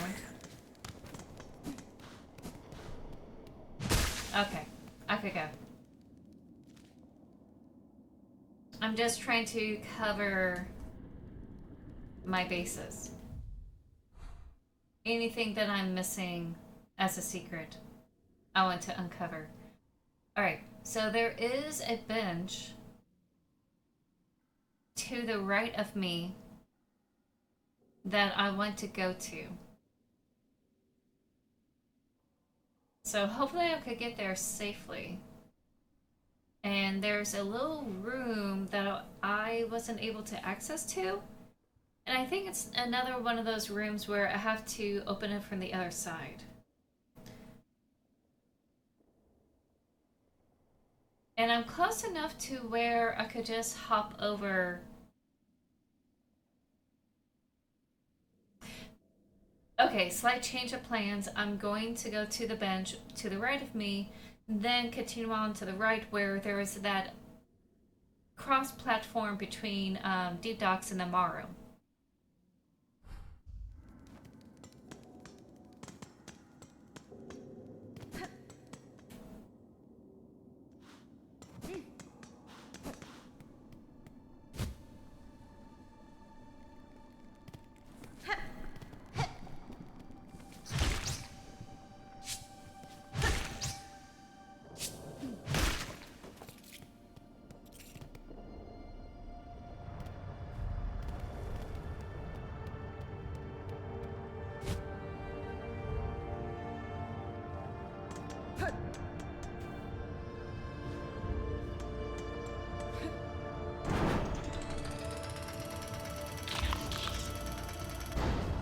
So glad that mystery is solved. I feel really good about that.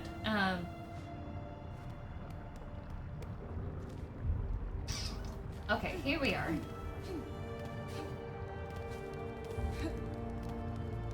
Hello?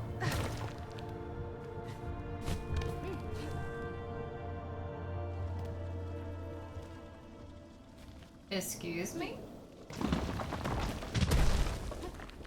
What? What is this? What is this? Oh, she's doing it! Who are you? Bromat to tantak. Lottie! Hola, hola! Welcome, my lady. So glad you found us here. I can see you're blessed with strong limbs and keen sight. Fond of frolics, are you? Keen to test your aim? We'll be right honored to play a little game with you. A little test of skill we set up. Kadastama. I've no need to test my skills, sir. Nor do I have time for frivolities. Oh, but we make it worth your while. A prize awaits you if you can meet our challenge. Miofene? If you offer a prize, that changes matters. I can meet any challenge if the reward is sufficient. What are the rules of your game? Bromat to tantak. Exceedingly simple, my lady. I'll provide the pins for throwing, and my associate will provide a target. Hit the target 15 times to earn yourself a worthy prize. Primpolo casato. Okay. I'm not interested in throwing daggers at this time.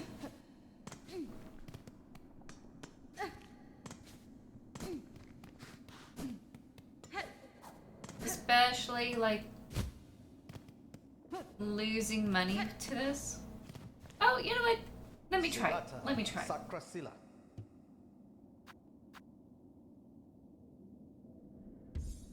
Primpolo casato. I need to change up my setup here.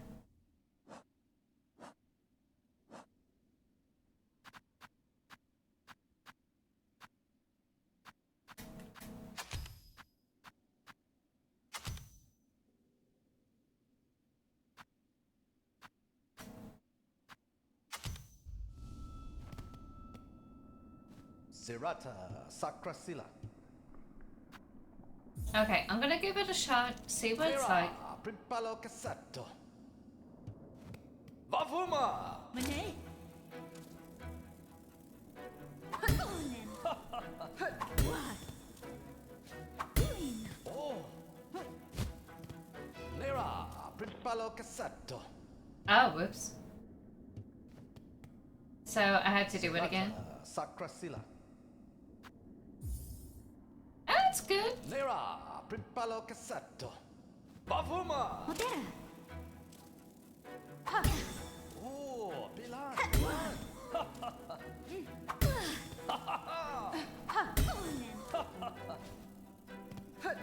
Oi. Heo. What? Oh, Bilan. Bilan. Ah, Bilan.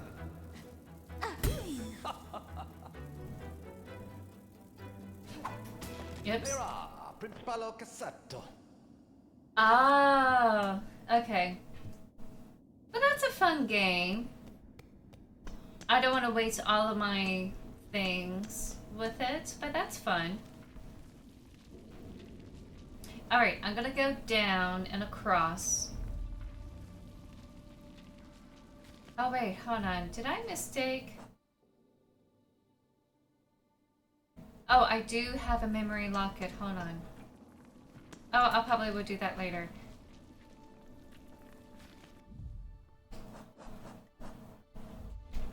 Ah. Here we are. I forgot that opening above me goes into the Ant March segment. So I'm gonna try to take care of that little space connecting the Maru and the Deep Docks. So, gonna give it a shot.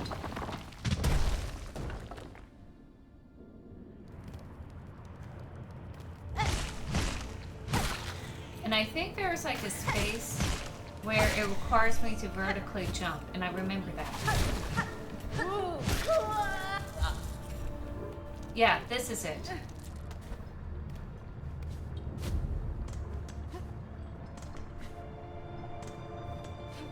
And I notice now that I am being proactively being hunted more now that I had reached the top but I backed off.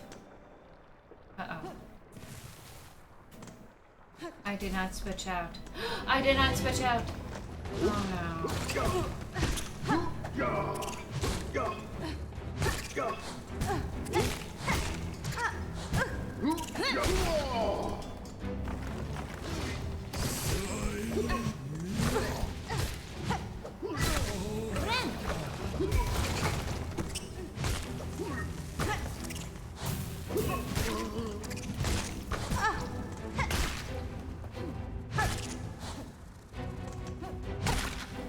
Oh, please, please, please, please.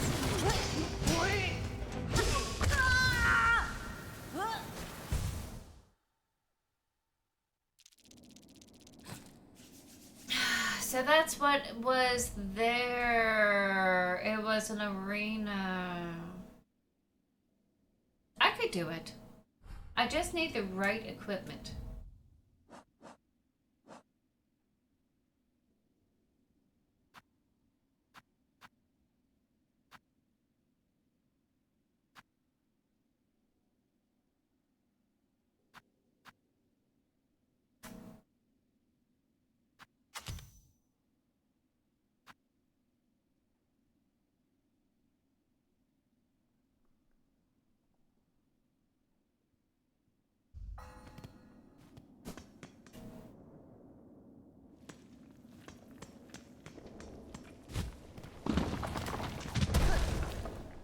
That was a little scary.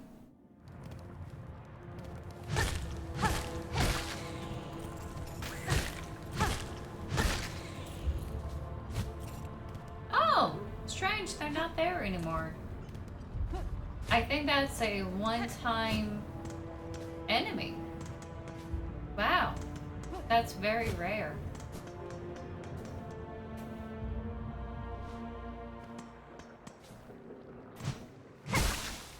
Oh wait, I can leave if I want to. Okay, don't hate me for this, but I want to bind these rosaries up. So I'm gonna go down to the bellway, go up to the Grey Moor, and bind up those rosaries.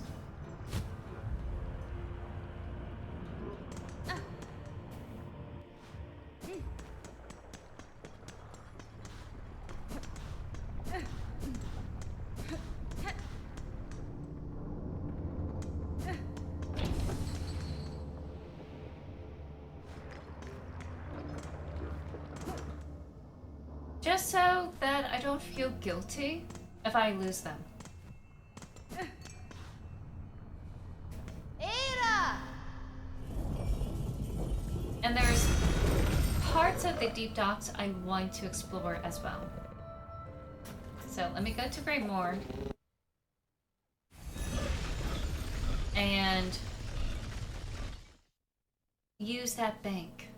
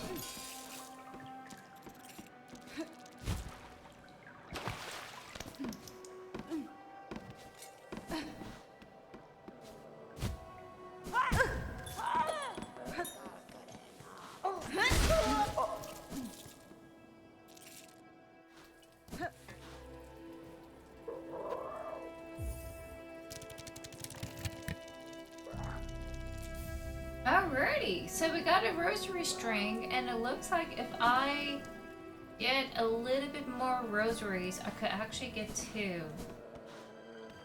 Oh, whoop.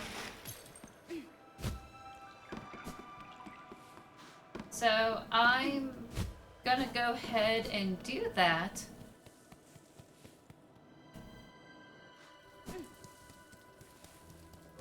Real quick, I'm gonna use this bench, grind for rosaries.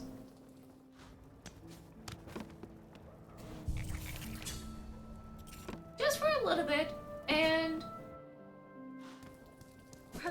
go ahead and wrap it up. And go down and deal with that little thing.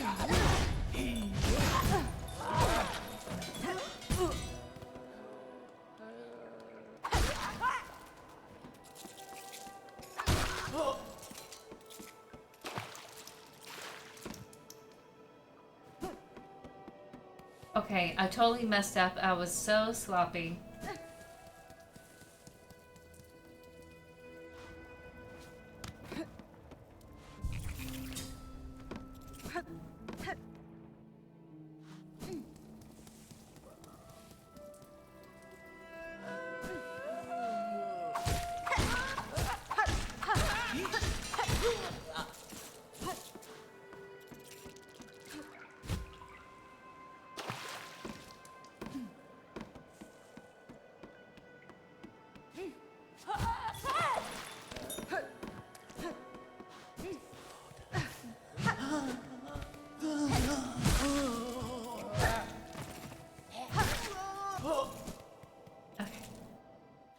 That should be enough for me to put this together.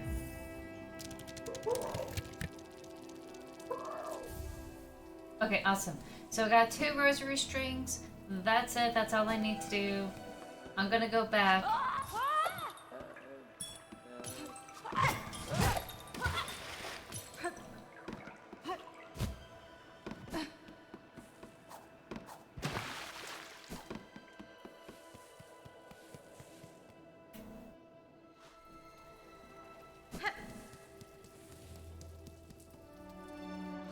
Actually, I don't know if I want to go back to that mini boss segment that connects between the deep docks.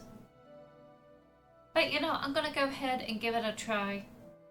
I only did it once. I think I should try to do it twice before I just move on, you know?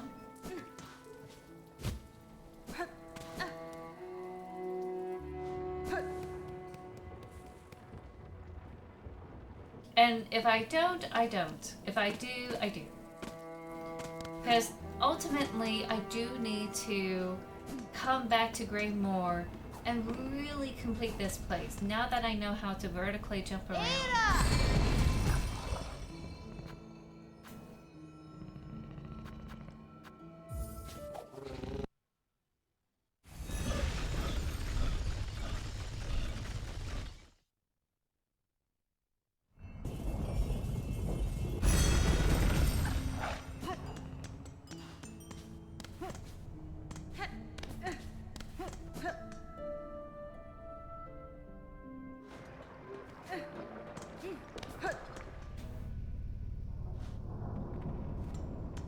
Okay, this will be my bench that will help me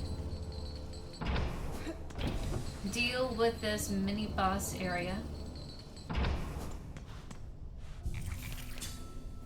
And I'm gonna go ahead, take a quick break, use the restroom, and I'll be back with more Silksong.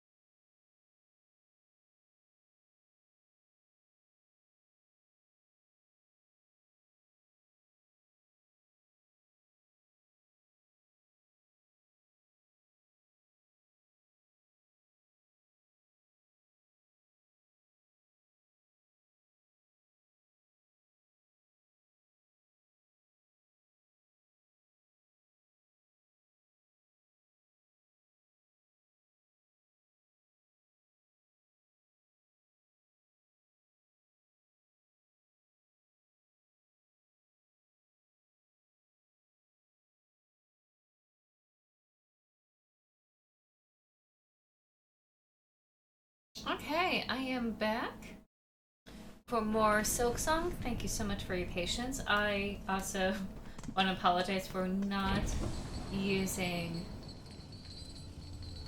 any sort of music during the break. Bake?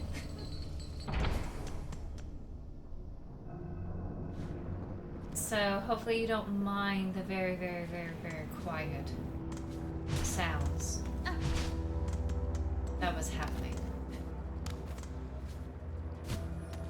Ah, okay, so that is the end goal. That is how I get that mask. So now I'm a little bit more determined to actually complete this fight. Now I want to do this. Go! Go! Oh, hi. Hi. Are you feeling a little hot? You want to cool down a bit? Hold on one second, y'all. I need to open the window.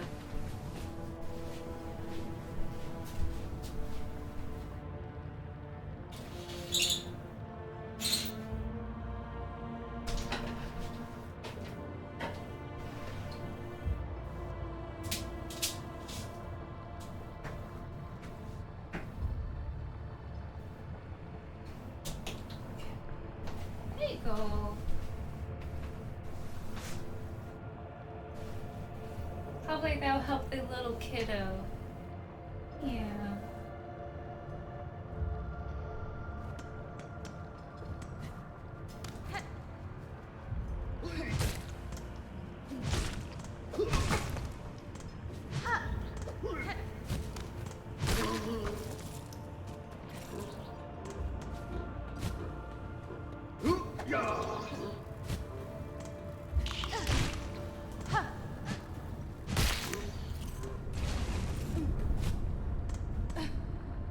Okay, not necessarily the best route to go to and from.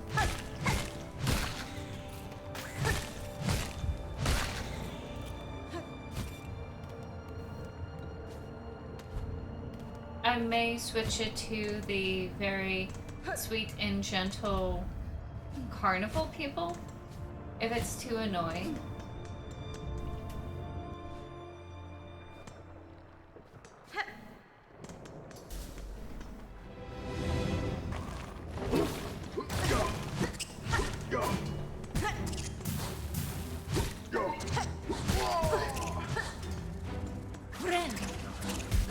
Ah.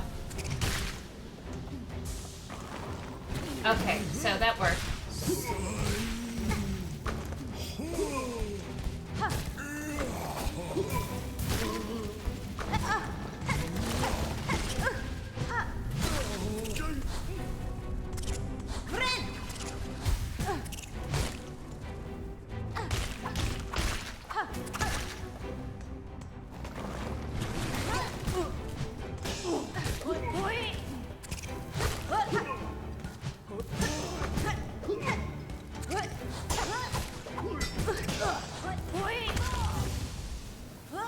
And I was sloppy.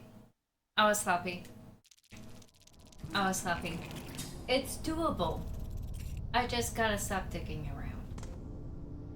And in fact, I think... No, goodness. Goodness.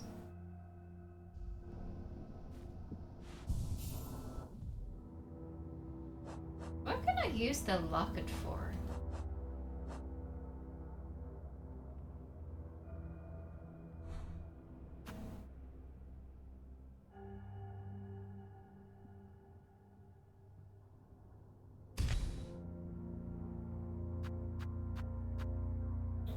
Expands another item.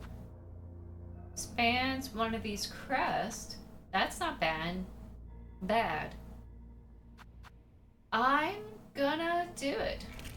Oop.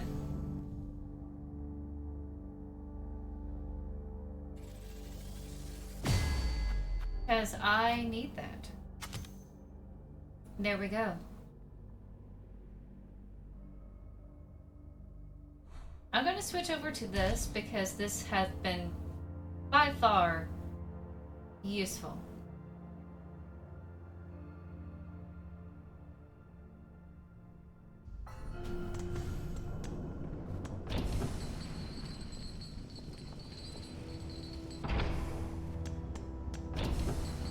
Sasha is waking up from her nap and she's trying to figure out how to get down. Are you eating those?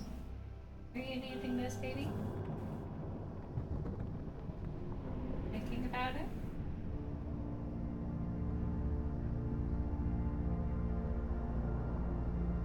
Come on. Come on.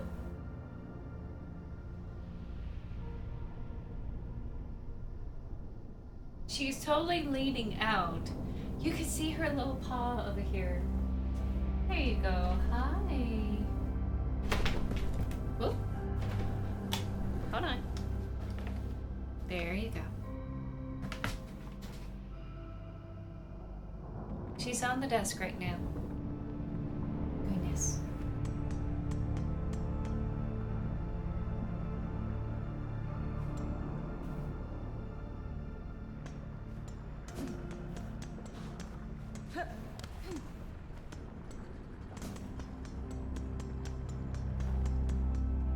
I'm confident that defeating them is going to allow me to get that face mask. And I'm sure that's going to help me fight whatever boss that's going to be. Oh, crap. I saw that redeem. Hold on 1 second. I do need to use the bench. And Grogu. Wow, thank you for the redeems. Let me use the bench real quick because I really messed up there. And I think because I messed up so much, I may have to switch benches. Triple combo. So while that's going on, let me show you a little bit of Mando. Well, actually, hold on. Let me also get some Grogu.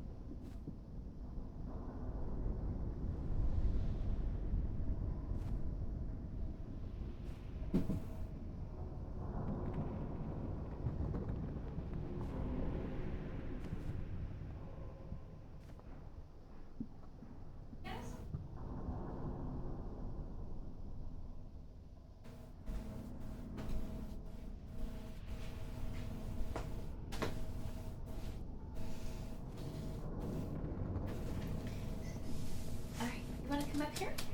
Yeah? Okay. Alrighty, so let me move this to the just chatting. Now I'm just sitting here. Here's a little bit of Grogu. I normally will have Grogu sit in my lap when I do these things because I have the camera kind of like do a top down and look into like my lap and everything. And here's Sasha. So here's a little bit Grogu and here's a little bit of Mando with the baby. And hopefully you can see a little bit of Sasha here. Actually, no, you can with the tail. So here you are. I usually hold him up for like 5 minutes or so. So y'all get to like see him. I can't wait for the movie. It's coming out later on this May with the Grogu baby and Mando. The writing is not really stellar, but the action looks great. and it's going to be one of the best puppetry I ever saw, or I have ever seen. I'm just really tired today.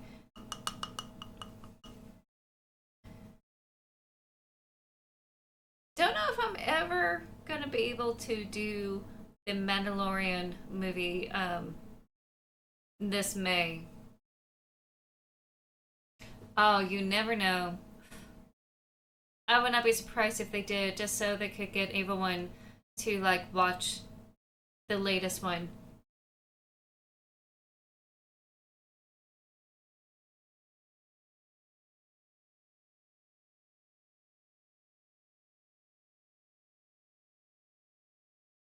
I wonder how I could do this. Yeah, they wanted to do a second season with Ahsoka and um, the main antagonist, or actually not the main antagonist, the secondary antagonist had passed away. The actor for the antagonist had passed away. And they were about to do a whole storyline featuring him facing off with Ahsoka, and unfortunately that didn't came to light because he had, passed away. So I thought, oh, we will never get a second season because of that. And I saw some trailers where she's able to face off other people, and they were dealing with Thrawn coming back in the galaxy. So I'm going to give it a chance and watch it whenever it does come out. Because fortunately, we have the Disney Plus subscription. Act like revival, but like post Empire New Republic. I like the Acolyte where it is in the timeline. Because let's face it, those crystals talking about the Jedi, how awesome they are and everything, how much of it is actually glossed over with what they have done, because there was the whole Sith issue. And I like the take that they made. And it kind of makes sense where it is in the timeline. Now, if they're able to improve the makeup and design of the sets, I would be happier. I feel like they kind of like slack off in that department. But I'm all for it. I think it's very fascinating, and I can't wait for it. Um, but we'll see. For some reason, it flopped really hard among some of the fans. Well, fans, quote unquote.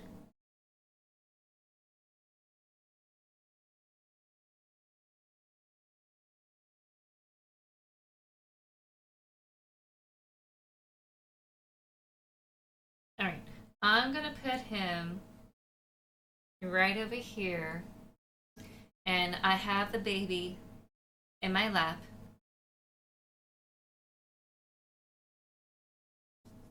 Not having a reincarnation of Sidious as a student of Luke during the New Republic struggle was a missed opportunity.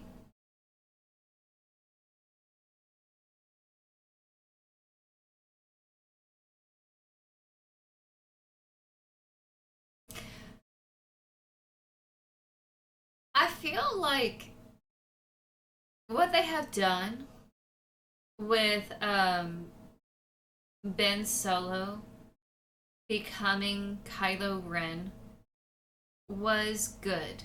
It married the canon legends before, Disney took over, and was able to kind of like merge it into the Disneyfied timeline. Oop. Okay.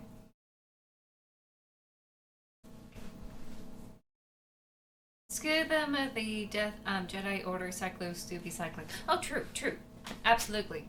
But I feel like I would rather have them be a little bit closer to what the books had done, and I like having more drama with, Ben Solo fighting against Luke Skywalker and realizing, oh hey, I messed up and I must atone. I don't mind that. Sasha, that's not how you open the door.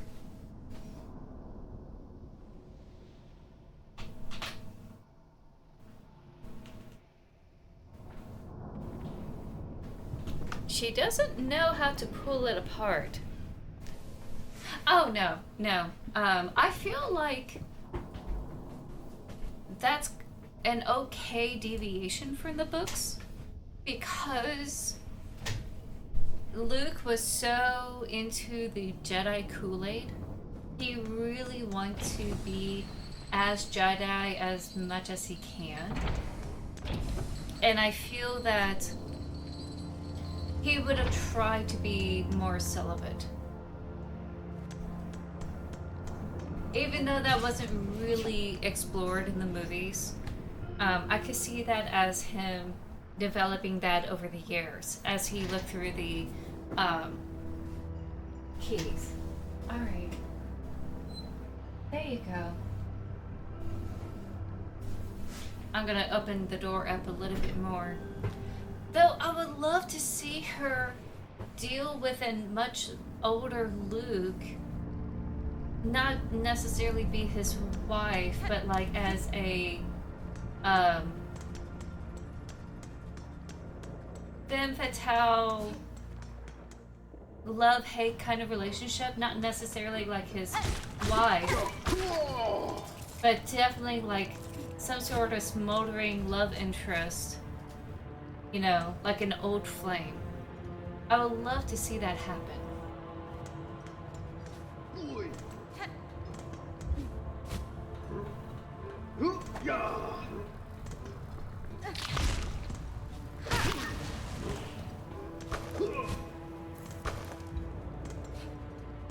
You know, this may be too dangerous for me.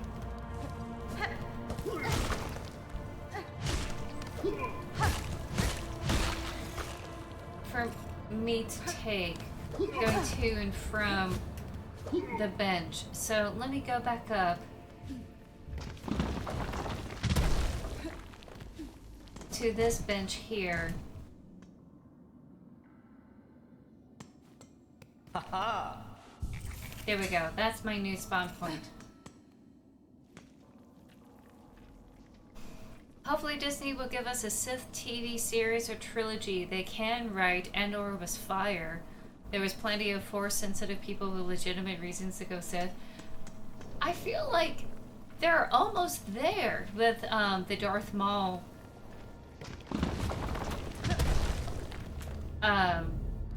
TV show. I think they're finally exploring that.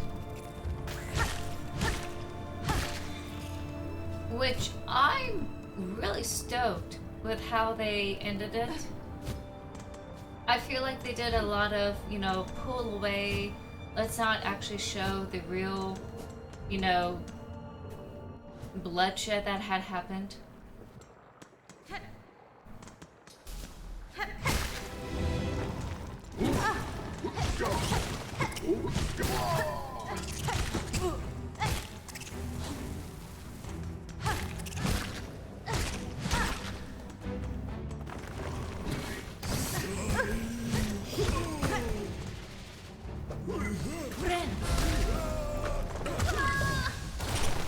I was not paying attention. I kept running into people. I didn't care. Yes, there is a new Darth Maul series where he was the Shadow Lord dealing with the criminal syndicates and was building himself up after he was Lord of the Mandalorians. And he ended up finding a Jedi apprentice and was trying to woo them to the dark side. And that's the whole basis of the TV show. It's very recent. It just came out about a month ago.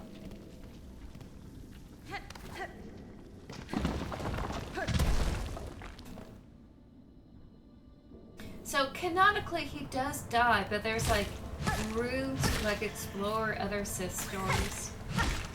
And I think they are like filling those out. There's another series they're gonna do focusing on the fighter pilots, and I'm pretty excited about that one.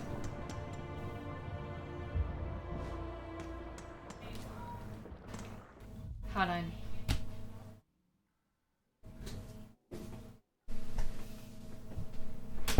Yep. Didn't mean to slam that door. I have my window open. Okay. I got baby Grogu here. In fact, let me just tilt the camera down just a little.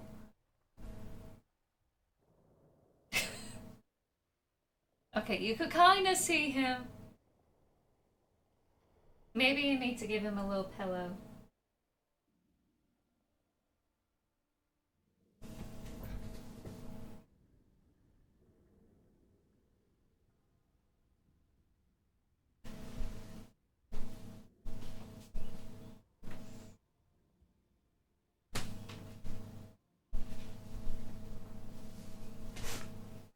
There we go. Now you can see the baby.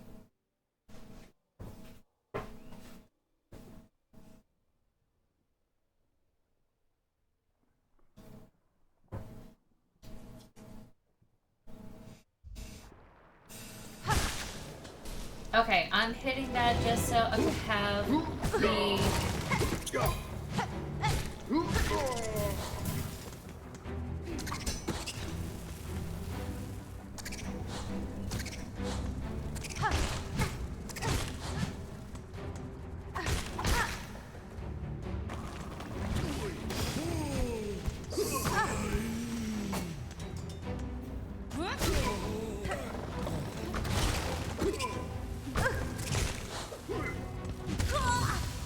Oh, there was no need for me to jump up. I'm so used to bosses that are like hard to reach. Okay, I am adamant in getting this done because I do want that mask.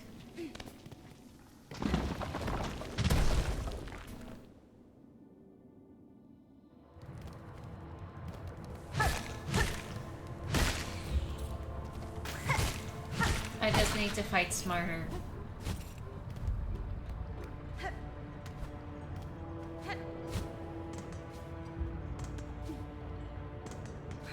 I wonder...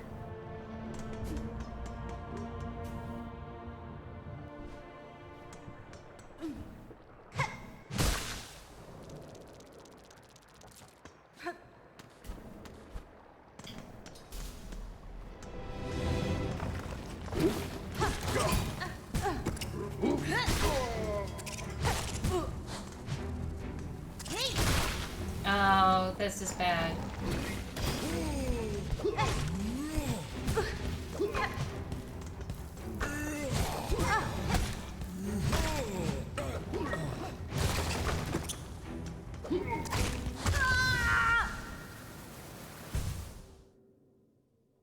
A New Republic political drama with the Sith trying to pull as Sidious again. I read the Darth Plagueis books. Ooh, nice. The Republic was dysfunctional beyond belief, and they had an entire Jedi Order.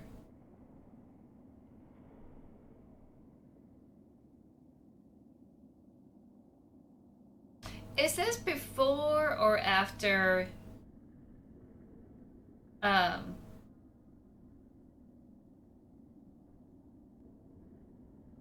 is this before the New Hope? Because if it's the New Republic, it has to be after the New Hope and that whole trilogy.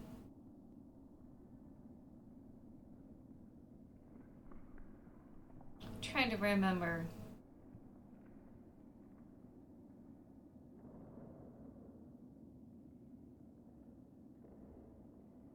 Because the Jedi Order, if that's the case, the whole Jedi Order was still very small. trying to gather themselves. Like Luke Skywalker was trying to get some semblance of a Jedi Order together, and they were trying to rope in Baby Grogu in the whole mix. Oh, I know who he is.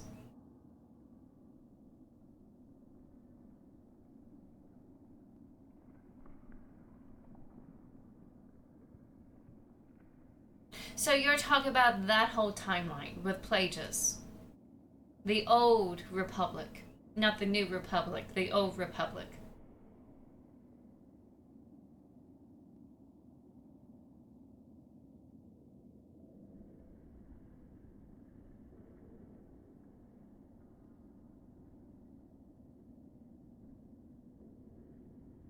Because of what Sidious was doing, he created the dysfunction in that republic, and he was able to pull some strings, create some corruption, and was able to hobble the republic from doing anything.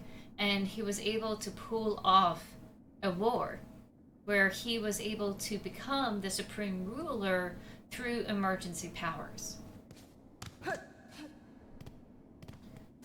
So if you're talking about that type of dysfunction, even with the entire Jedi Order,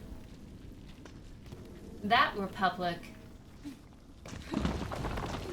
then yes, I do believe that is due to Sidious's behind-the-scenes efforts as a senator and trying to sow corruption and backstabbing and whatnot.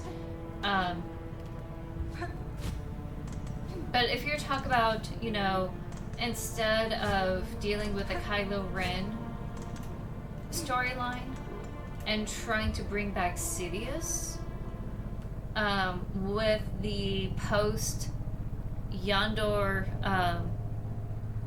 no, sorry, not Yondor, Endor. There's been a lot of helicopter sounds going on. Sorry. If you're talking about like post Endor, where they defeated Sidious and they're trying to bring him back,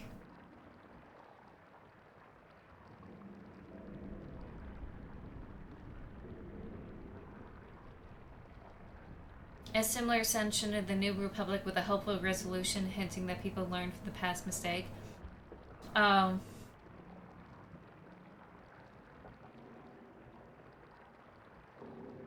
If only that were true, we would never be in this situation.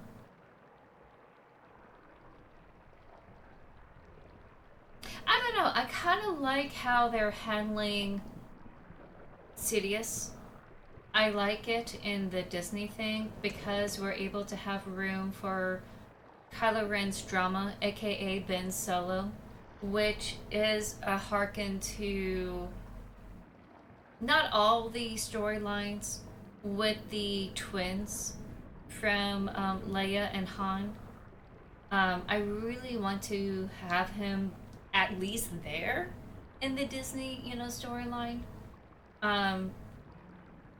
Somehow Palpatine come back was very, you know, I wish they would have explained it in the movies, but I'm glad in the TV shows they were able to build up to it and work on it, and were able to put down the groundwork and how he was able to come back, and I'm really stoked about that. And I feel like Thrawn has a part to play in that, you know, Palpatine comes back type of situation.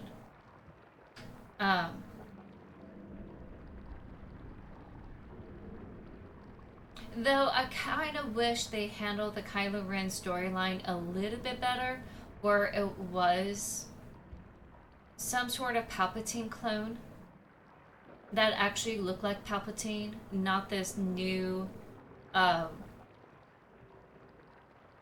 byproduct. I don't know. I'm hoping that Mando does a really wonderful job. I really want us to get back to the prequel. You know, not prequel, but like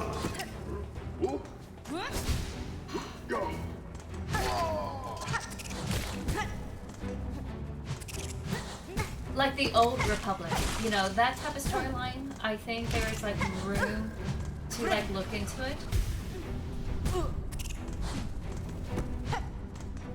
And I wish they had, you know, kept the acolyte and like kind of work with it.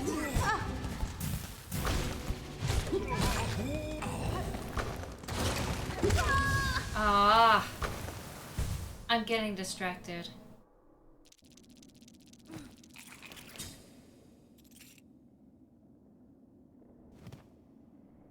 I want more acolyte. That way we can explore Plagueis and the whole Sith area. And that whole timeline needs to be explored. For sure. But I feel like they are finally getting into those type of stories thanks to the Darth Maul, you know, TV show. Oh yeah, this is according to the books, right?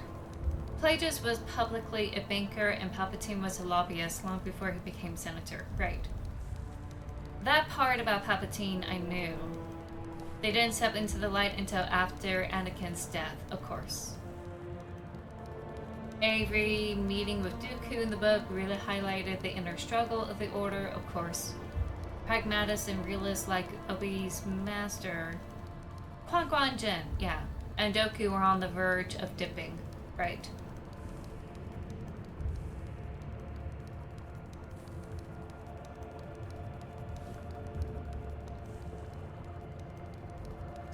If they do get into the whole Plagueis storyline and kind of moving forward from the Acolyte, it's not going to be like Andor. The reason why Andor works so well is because we are working with the rebels fighting against a major oppressive evil. Whereas the Sith storylines are evil, and most evil characters don't really have any sort of development. And they kind of have a tragic storyline where they kind of get deeper into the sauce, deeper into the lie. But they don't necessarily improve and develop.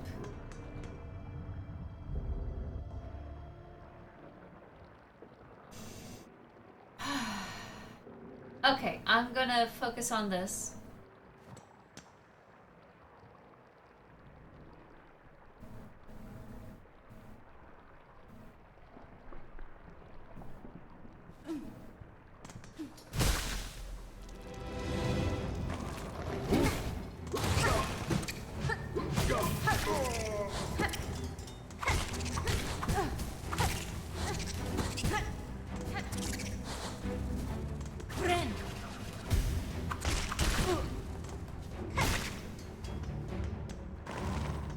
Alright, I gotta defeat this dude first.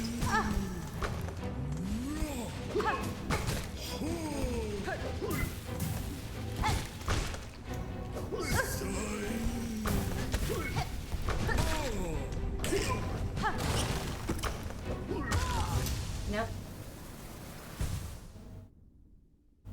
You know, I forgot to hit those fiery balls. That sounds wrong. I forgot to hit those fiery balls. And, bounce it off of him.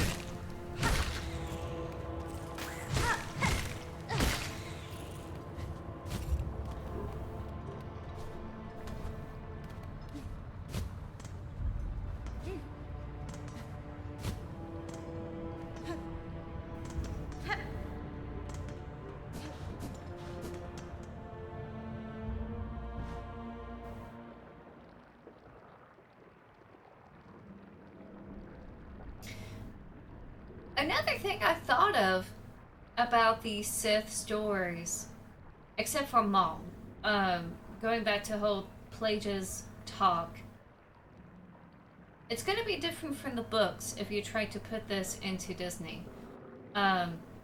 because Disney has a different flavor, they have a different approach. Um, when it comes to Andor, there's a bit of a pressure cooker kind of situation where they really took the whole idea of rebellion, what it's about, what it's for, and are able to deal with all these different factions and motivations to do the rebellion, do the thing, and they're able to have these very fascinating, comparisons and have these kind of discussions that are just fascinating to explore. With the Sith, you don't necessarily have that pressure cooker kind of situation because they're able to rise to power eventually. Things go their way very well. And they're able to like fool everyone, hoodwink everyone.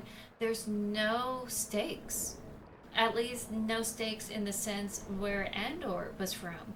The stakes were super high with Andor, like crazy high. And with the whole Plagueis and um, the rise of the Sith, especially the rise of Sidious, I feel like there's no real stakes per se that will meet the same type of intensity as, say, Andor and eventually the Rogue One movie. Um, I feel like it's not going to reach that height. It is going to be like Andor, assassination attempt, sabotage, espionage. Honestly, I think it would be more like Game of Thrones. If they are going to take it that route, it would be more Game of Thrones, where you have a lot of backstabbing and a lot of, evilness, where people are like trying to off each other and trying to have betrayals and like mind games and all of a sudden someone dies, someone is offed. And I feel like if it's going to go that route, it may not work well under Disney because it's got to go far, you know.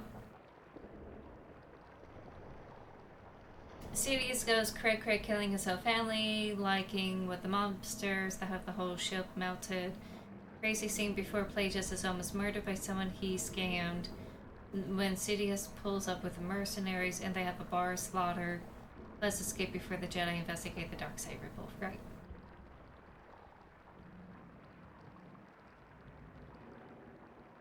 Yeah, I don't know if it's ever gonna be through.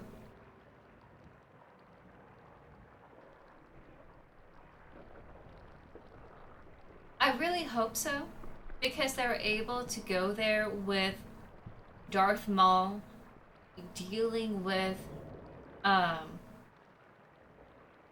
escaping the Inquisitors. There's a big, huge twist near the end that I'm trying not to spoil. If you watch the TV show, you would know what that is. They did a pretty good job where, he's kind of like backpedaling a little bit. Trying to escape, by the skin of its teeth. That type of stakes I do like. And there is some level of backstabbing and some deceit, but it's not going to be the same level as it would be in the Legends books when it comes to the Plagueis storyline, in my opinion, because it's got to be like Game of Thrones. It's got to be shocking.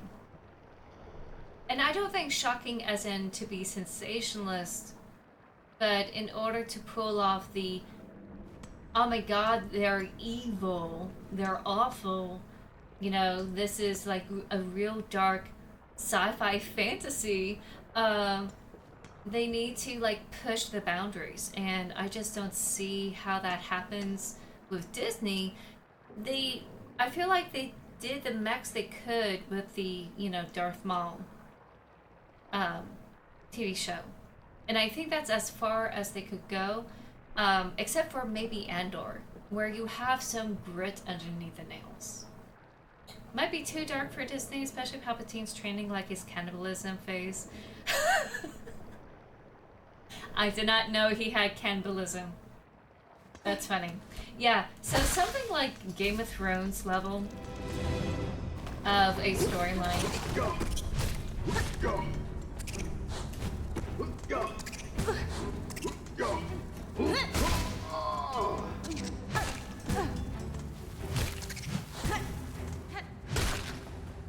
Yeah, I think I'm gonna be screwed.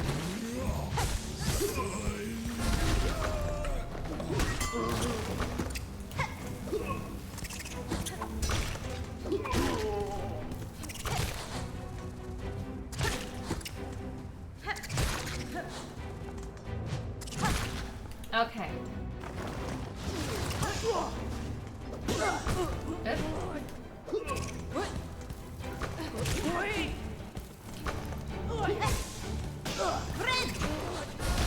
Okay, I'm barely surviving.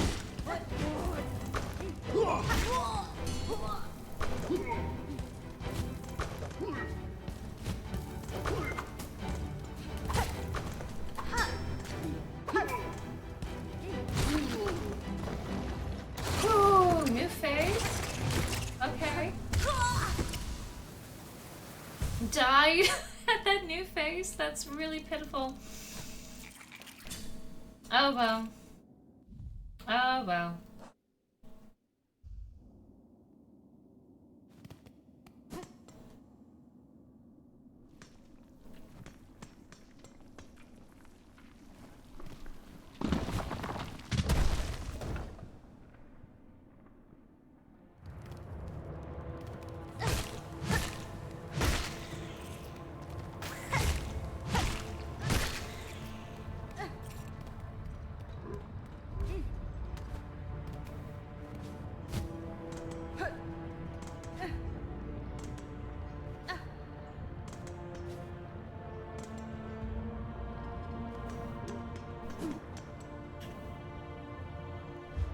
I think the issue about Disney's...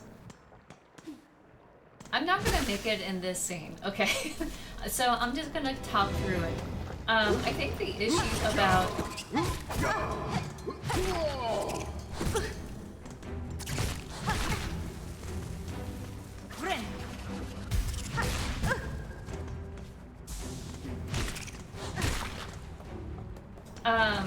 it's just that, you know, they are trying to cater to kids.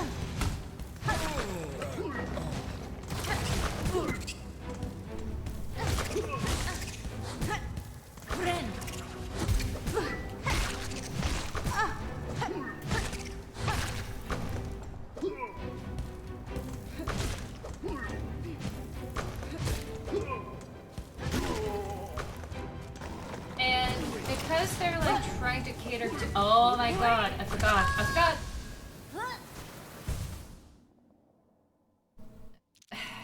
Because they're catering to kids and people of all ages, I feel like they will have issues about who they're going to market it to.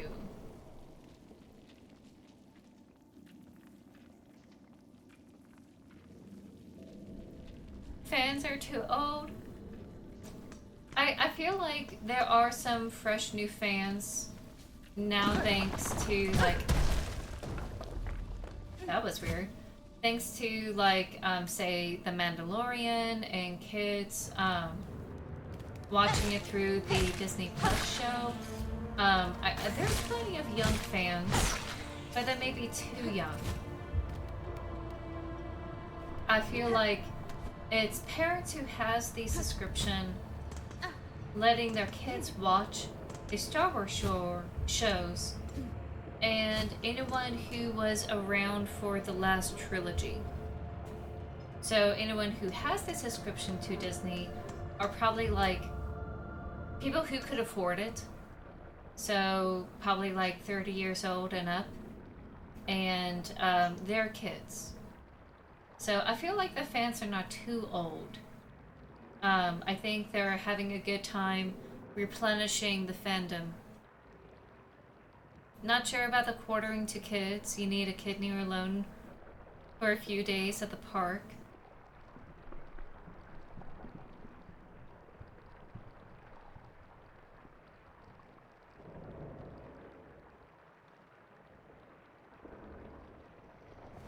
Huh?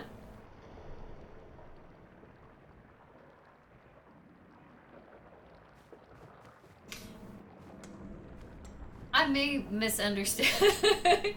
I think it's just that because of their subscription model, it's cheaper now. They're able to like hook up with the Hulu package, and I think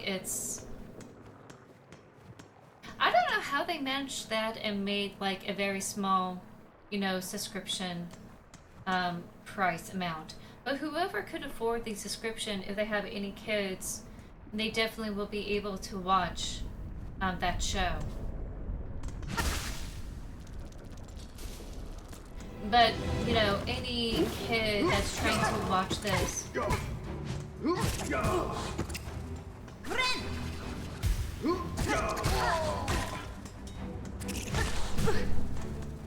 I am not dodging.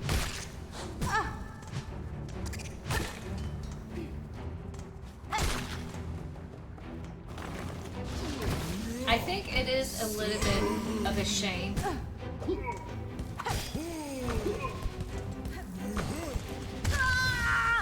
that it's going to a particular,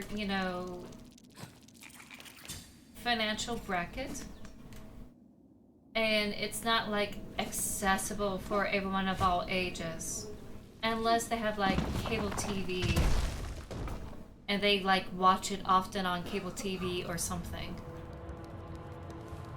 Star Wars attractions, accommodations are really expensive. Yes, they are. They really, really, really are. Being a Disney fan in general, not just Star Wars, but like anything associated with Disney, it's now expensive because they are like going for that subscription model. They don't really pull a lot of movies out of the vault for like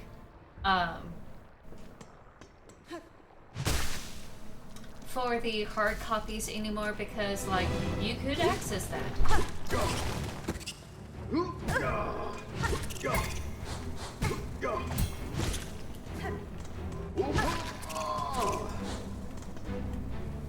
Alright.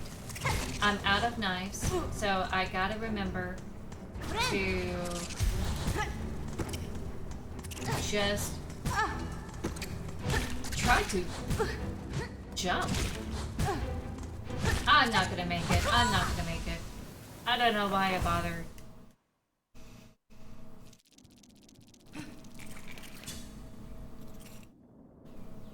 Oh, no. The kids are not the target audience. The parents are the target audience. People my age.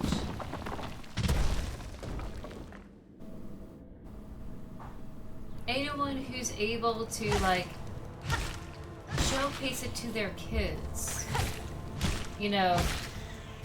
That's who they're catering to, because they're the ones who have the money to like go and get into this. And not necessarily like parents, but like people who have the financial means to like say go out to the park and enjoy, to like go out and travel to the parks.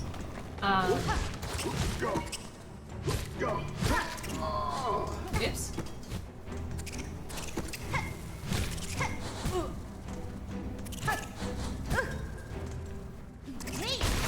Oh, I'm screwed.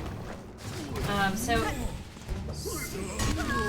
it's not something where like you could go to like a free access, watch it on TV, and just enjoy the Star Wars stuff.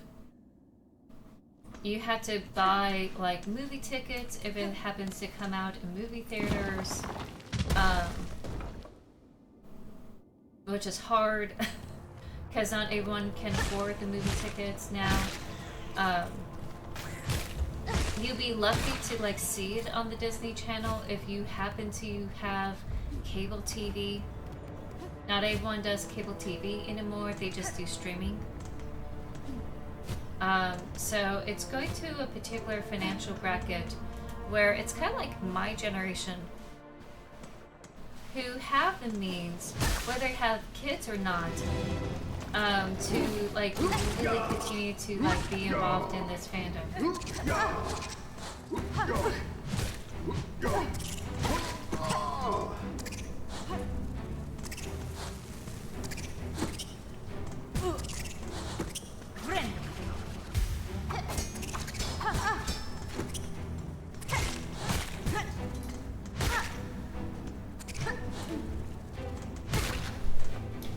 Why am I messing up here?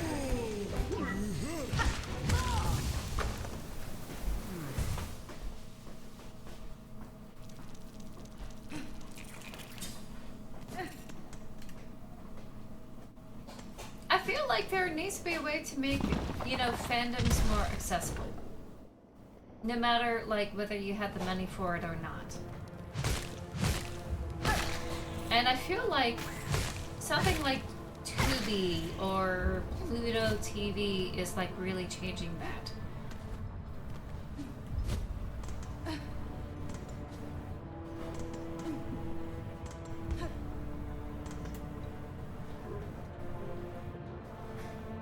They should do more adult content, which is why I believe the possibility of shows like Andor's. I can see that. I don't think they're ever gonna go like full on adult, because some of these adults are like a little bit like not prudish, what's the word?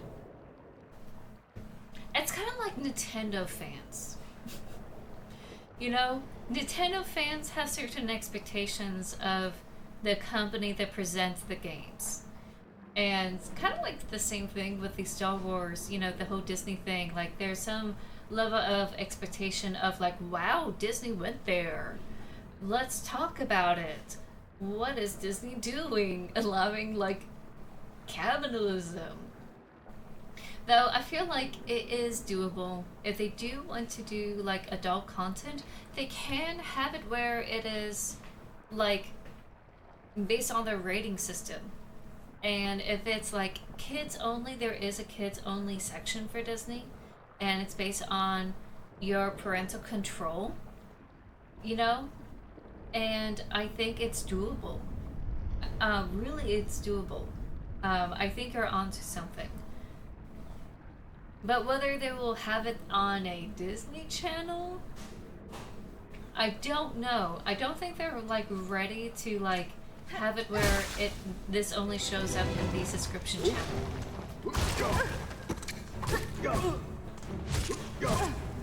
This is not working for me.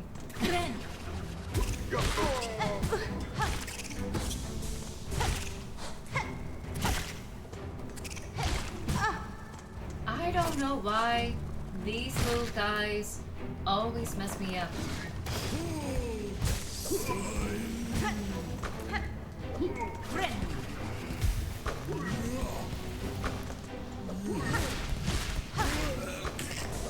Oh my god, I can make it. I can make it. Oh, let me get this. Oh no, no, no, no, no. She put her tail in front of my face. I can't believe it.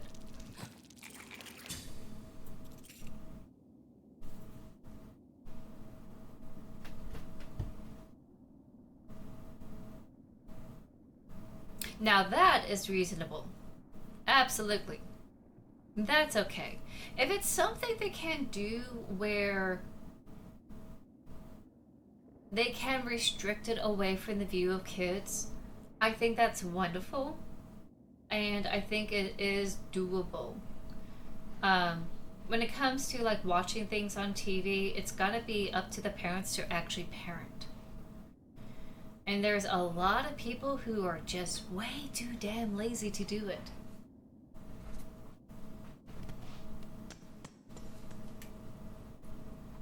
And they really depend on other people and other institutions to like make that happen to them. It's for them, and it's like, no, you gotta put in, you know, the age of your kid, and only tell your kid, hey, only watch this thing in this way, and tell your kid no when they want to watch something that's not for their age.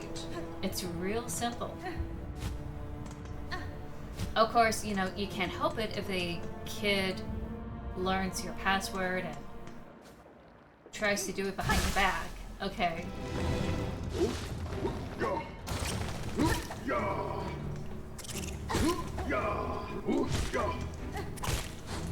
Yeah. Yeah. Okay. But no, I think it's doable. I think it's very doable.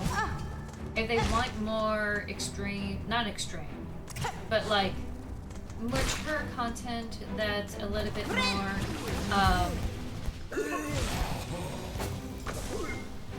that's able to handle like more intense storylines, I think it is doable.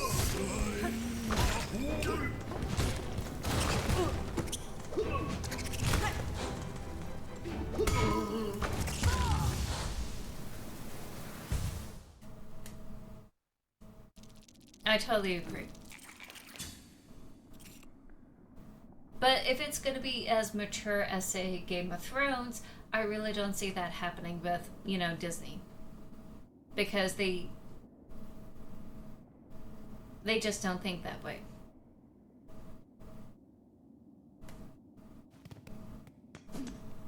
Oh, I have no dog in that fight. About the snacks. Everything has gone up in price. Especially here in the US.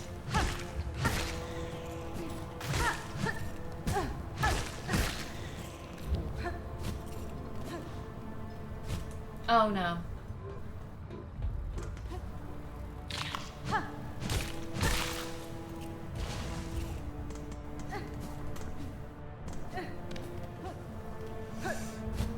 Now, I do think they can do like heavy action storylines. You know, the things they did with Andor is really good. I don't consider Andor a Rogue One like kid-centric. So if they're able to like bring those storylines forward, I think that's actually a really good thing. And Yeah. Yeah. Yeah. Yeah. Yeah. Yeah. Yeah. Oh.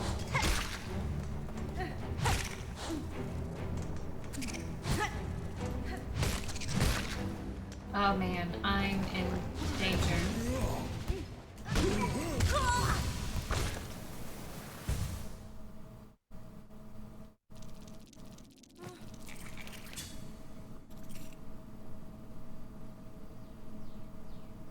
Oh, you call that the OG trilogy? Where I come from, we call that the prequels.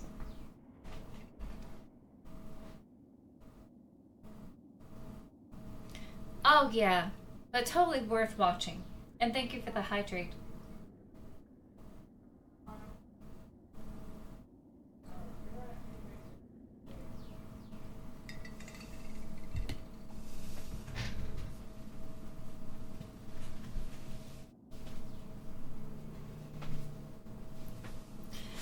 I think there is a spectrum in how one shows it on screen and have like any sort of, okay, let's pull away, fade to dark, allude to things, not really showcase the actual action. You know, there's ways of doing it that I think they handle pretty well.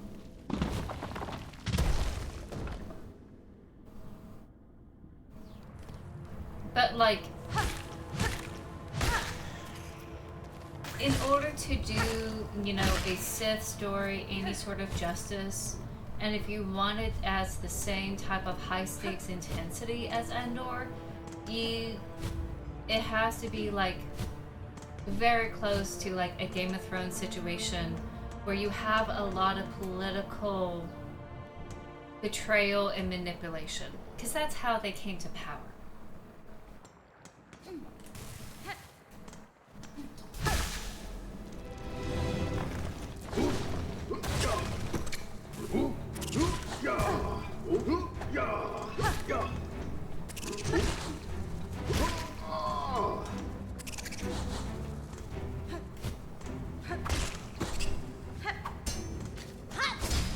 Oh no.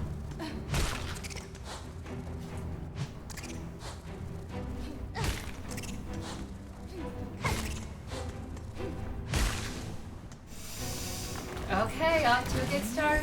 I'm gonna try my best to like lock in.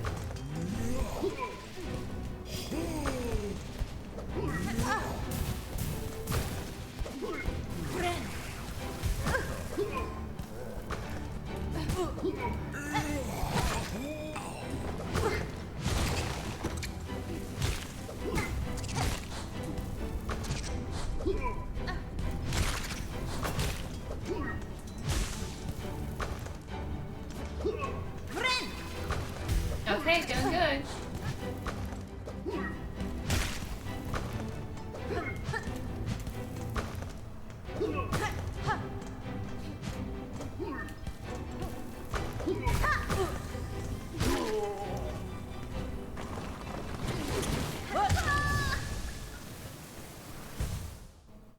I jumped right into it.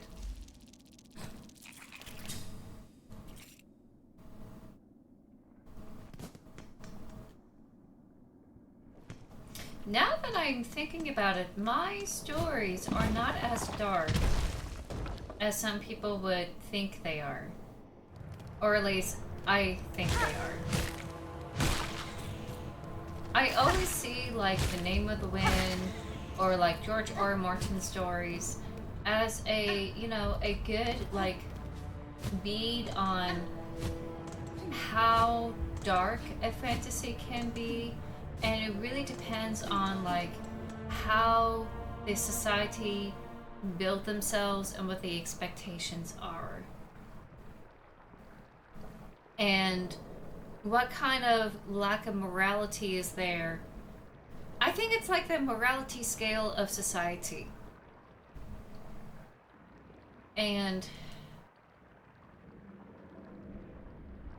I don't think I have that low in the sense of morality compared to, like, say, a Game of Thrones situation where everyone is out for themselves. There is still a sense of community in my books. And because there are people who are willing to, like, throw their lives on the line for others, I think I'm never going to be, like, that level of, you know, a dark, dystopian, dog-eat-dog kind of world.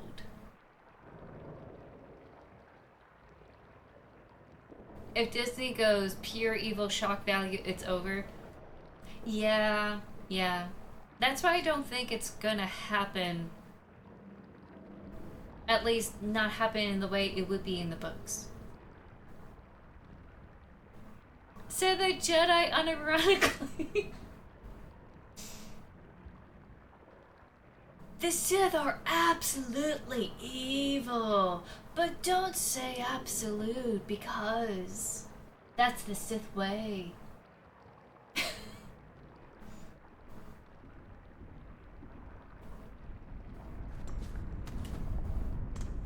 I think there are like categories about like the levels of like dark fantasy, like grim dark, bright,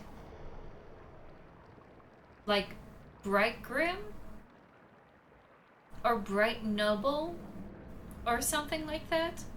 I feel like it depends on like the morality scale of society and like the first instincts of like some of these characters. And if it's not truly self-serving, maybe it's just a lighter shade of like a dark fantasy.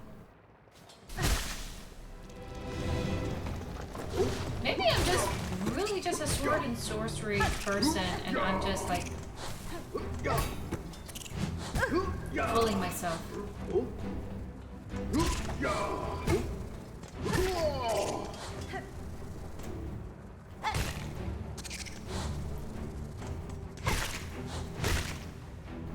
Okay, doing pretty good. Doing pretty good.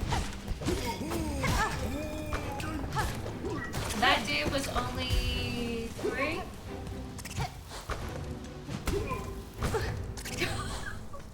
Okay, not great.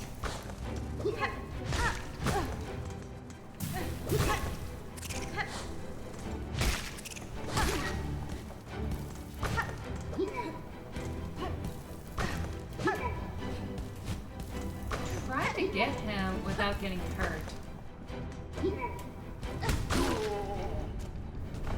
That worked! Oh, I forgot about this part.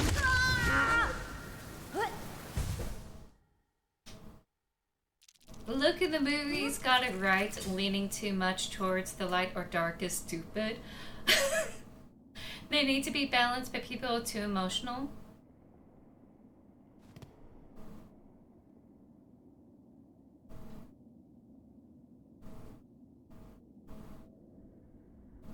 I don't think he would ever consider it stupid. And I don't think he was very dismissive of the light. This is again like going to the what I would call the OG trilogy, which is from the New Hope all the way to the Return of the Jedi. I think it's the Return of the Jedi. No, wait, hold on. It's Revenge of the Sith and Return of the Jedi, I think. Anyway, that trilogy that started everything. I think that particular Luke is still advocating for the light, but he doesn't see it in a form of this strict structure that the Jedi Order ended up using. I think he accepts the good side of the Force, and the side of the Force that's like,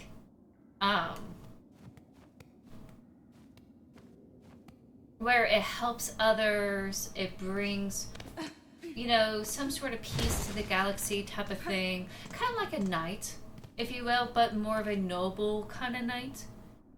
But not in the strict, you know, religious celibate kind of way, even though he may do that to himself. But in the sense of, you know,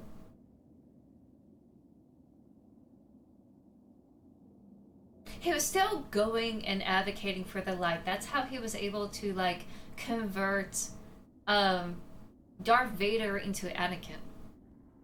Because if it was truly, I don't care about the light, and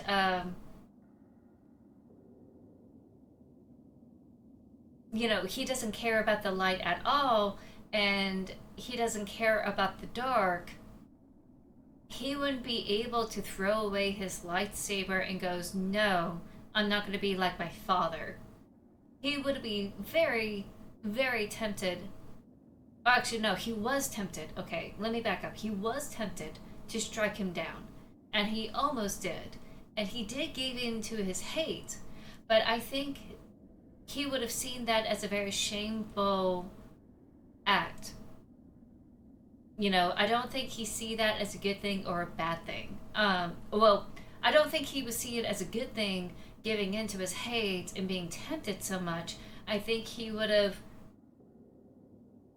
view it as a very shameful thing. I think he's still attached to the light. You know, why he threw his sword away and let Darth Vader like killed, you know, Sidious. So no, I don't think he's a gray. Now Ahsoka, I think Ahsoka is truly in the middle.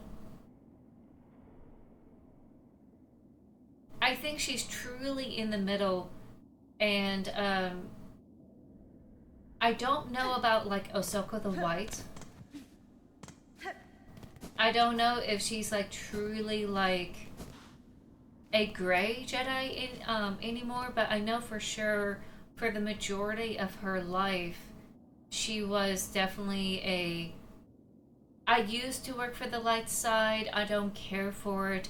I'm definitely not going to go for the dark side, but like, I'm going to do my own thing. I'm going to help however I can. Don't get in my way. So wow to me that the Yoda in the original movie was training Luke to be like an unthinking zealot in order to murder his dad. Do or do not, there's no try. Now I know why the Sith can be like Force Ghost, morality is optional. I really do love Yoda though. I'm not a pro-Sith person. I do love the Jedi. And I do love Yoda. I really do. I'm not pro-Sith. Let me put that out there. Luke cared deeply about the light and the dark. He saw extremes as the reason why the galaxy was messed up. Ahsoka truly is in the middle because her master is the chosen one fated to balance the Force. Oh, true.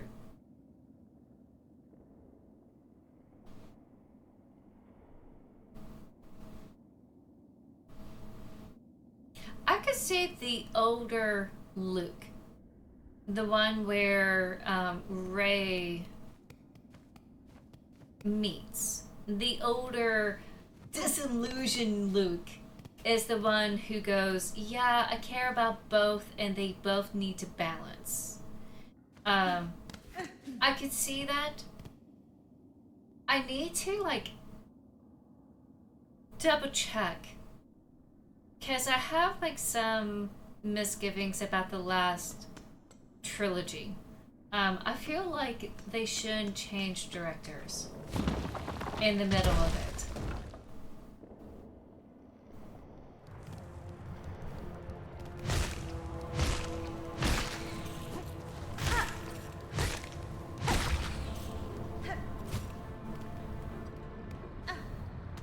I'm very pro Jedi. Well, not pro Jedi. I'm very, like, sympathetic to the Jedi.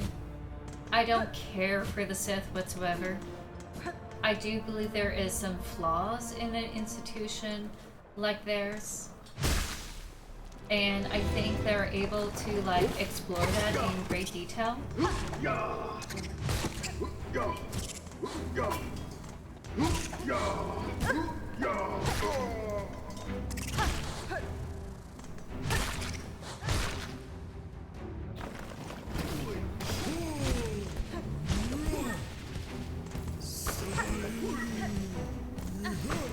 Oops.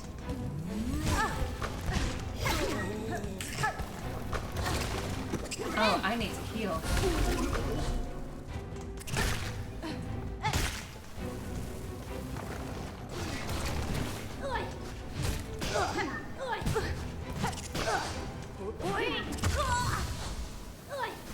Okay, I'm kind of getting a hang of it now. Where I'm starting to see that it only takes 3 strikes to defeat these enemies, and I just need to dodge better.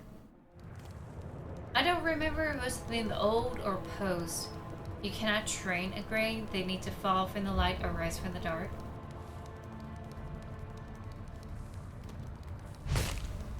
I think that's true no matter which timeline.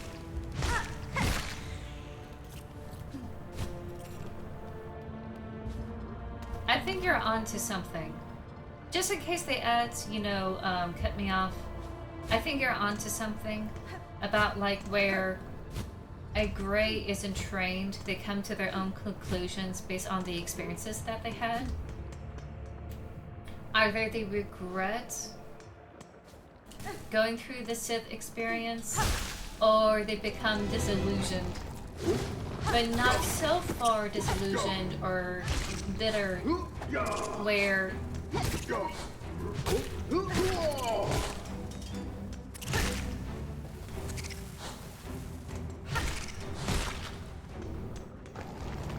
are able to like have some sense of duty, I think.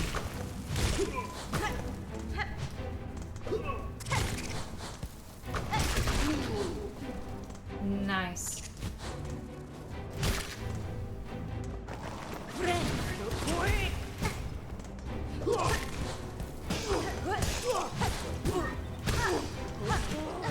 Okay, that takes more than 3. Gah! I don't know how, but I made it to that phase. So I'm going to be done with this pretty soon, which is nice. Okay. We are done with the Grogu Mando. I love this Star Wars discussion, but baby's gotta go back. And also, gonna put him away from my desk. Once again, thank you for redeeming both the baby and the Mandalorian. Definitely will be more beneficial to have him during the desk kind of streams. I realize that I'm not able to like showcase him that much when I don't have him on the desk. So I gotta figure something out. You blame the Jedi for the Sith. That's what they're kind of like pushing in the old Republic storylines. That somehow it was their fault. And I think that some of it is true. But I don't think it's entirely their fault. I think it's Ava 1's fault. I don't think it's just them. Ava 1 is the asshole.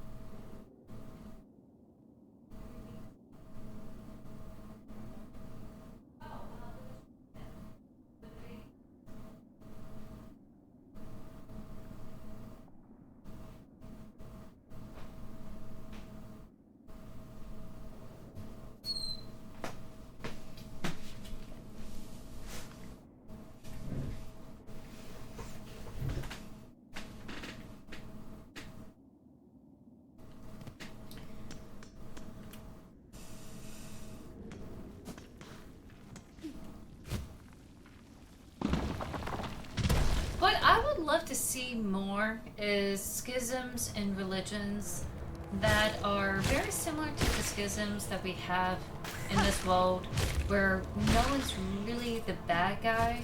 It's just a different interpretation of like the holy literature or different interpretations of their practices, you know, approaches to life.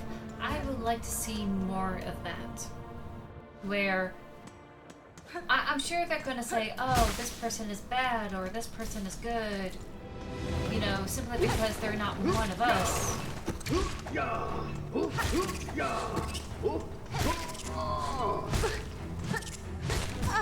Ah.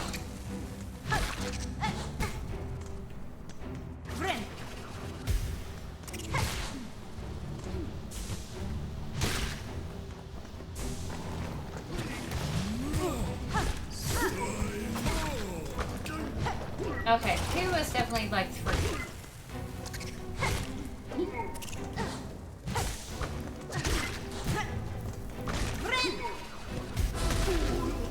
Oh my god, how? Oh my god, oh my god.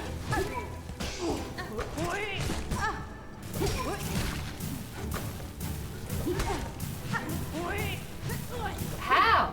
How are you able to do that? How did they survive being in the lava? That makes no sense. Okay, I thought there was some new text there, but I was completely wrong.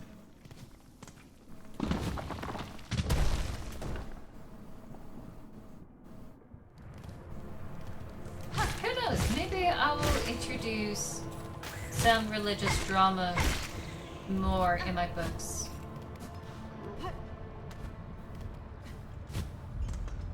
I mean, it's bound to happen.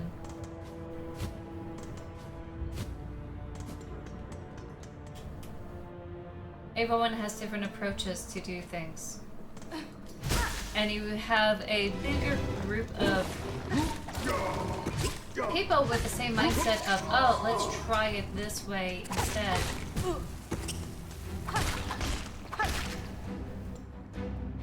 That, you know, it's bound to happen where you're gonna have such schisms.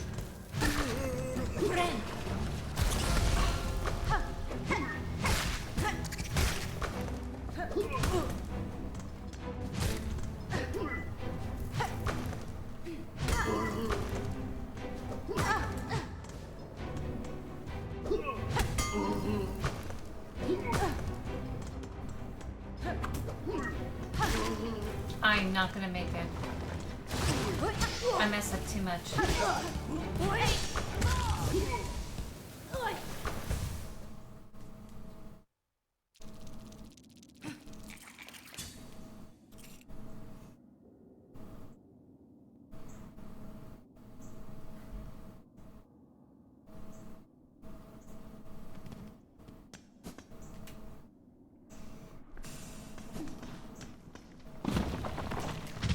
Yep. That's on me. What is up with me?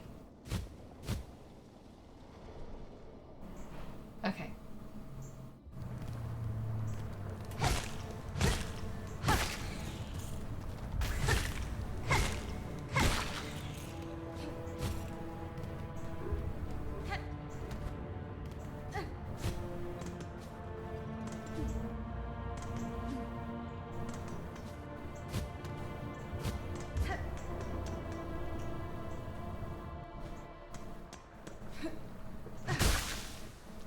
Okay. I got this.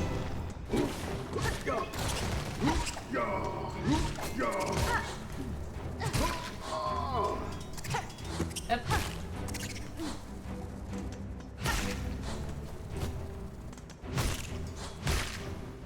Alrighty. I can do this. Okay, I gotta...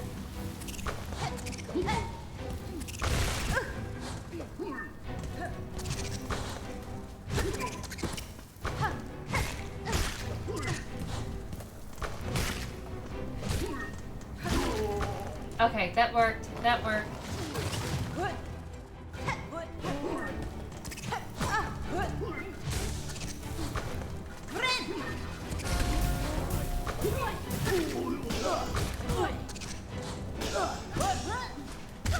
Oh no. I hardly battled against that particular bug with the shield.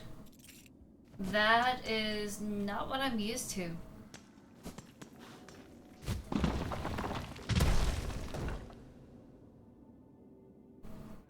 I think I'm always going to be fascinated with Star Wars because there is a sense of morality play, and there is a sense of like a whole host of different mentalities and different walks of lives coming together. The lore is just so intricate. I feel like it's not as diverse in like the political plays compared to like Star Trek.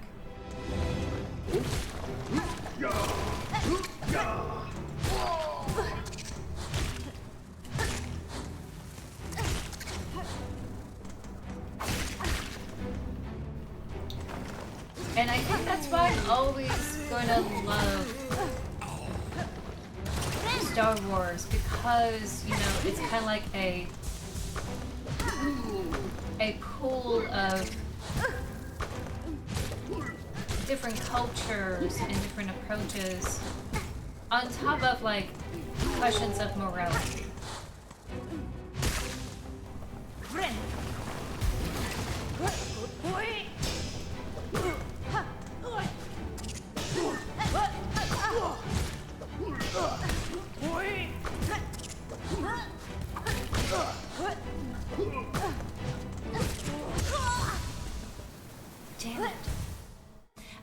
messing up this part. I think I'm gonna have to use a different...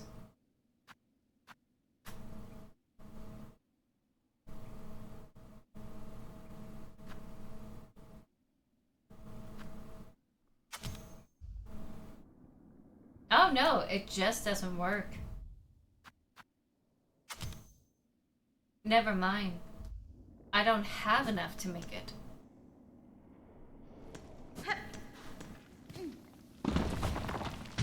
Now that doesn't say, you know, Star Trek doesn't have politics or doesn't have, you know, different type of ideologies coming together and like have any sort of conflict. They do.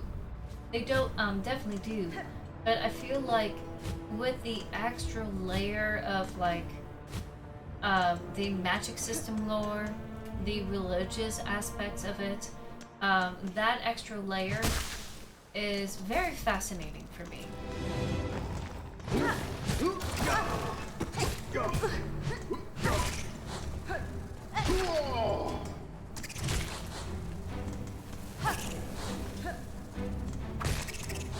Oh, I thought I had more.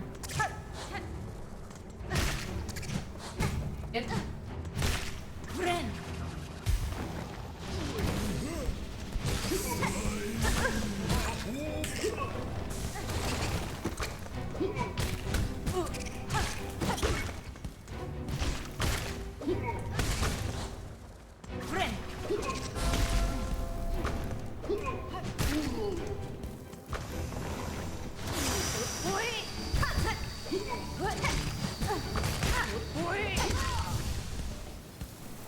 Okay, I botched that for sure. I am so... I try my best to get this mask and complete it.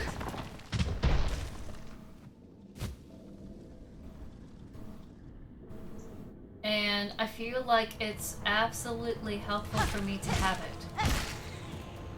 If I'm ever going to like go through the Grey Moors and like deal with this final boss, I gotta have it.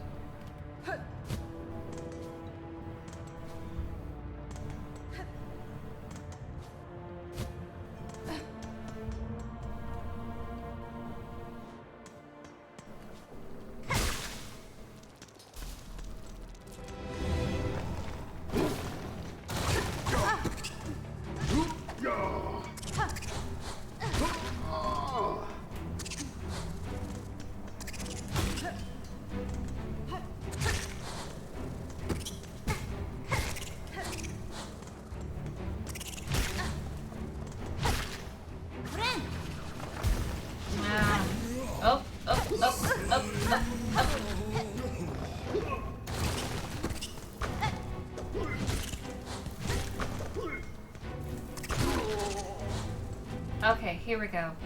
This is fine.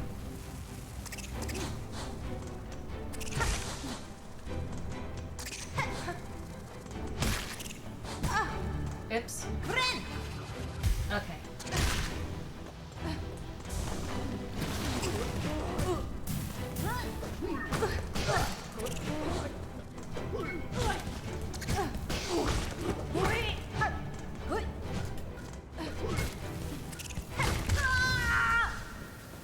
I keep forgetting I can get into the lava and be fine. I keep forgetting about that.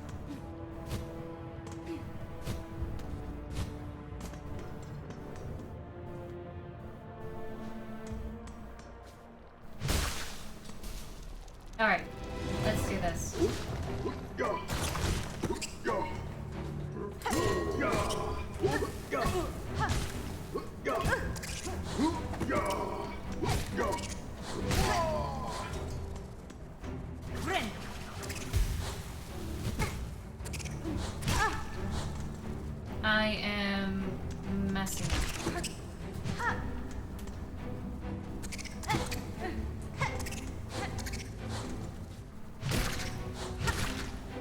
Whew, okay.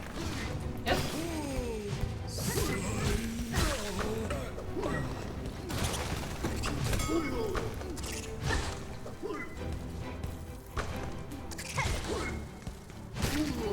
Okay, this is looking good. This is looking bad.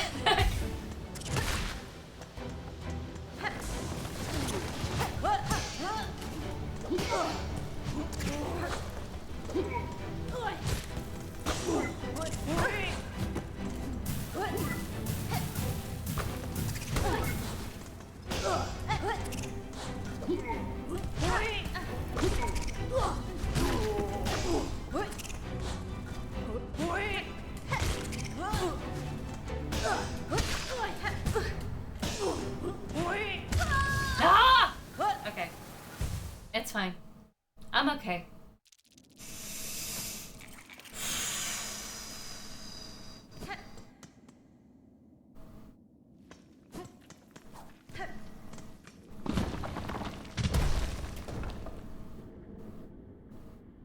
It's getting better. It's getting better. Thanks, Dance.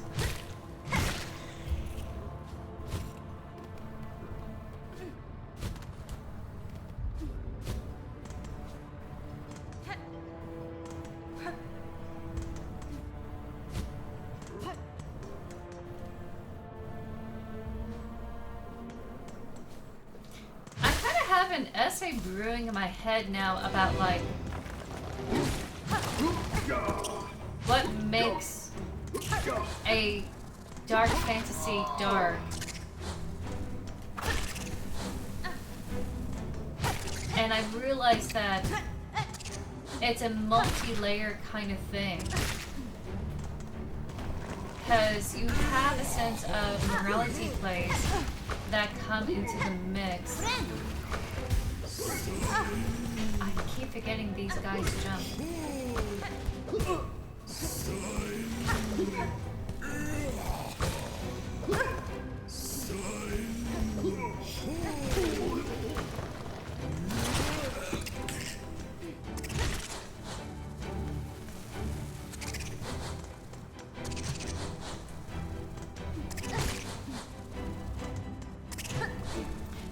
Because I didn't feel comfortable about that whole,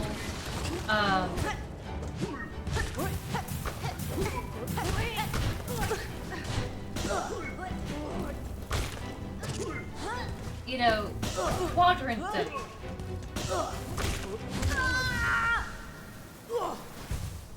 I think I'm gonna have to give up on this.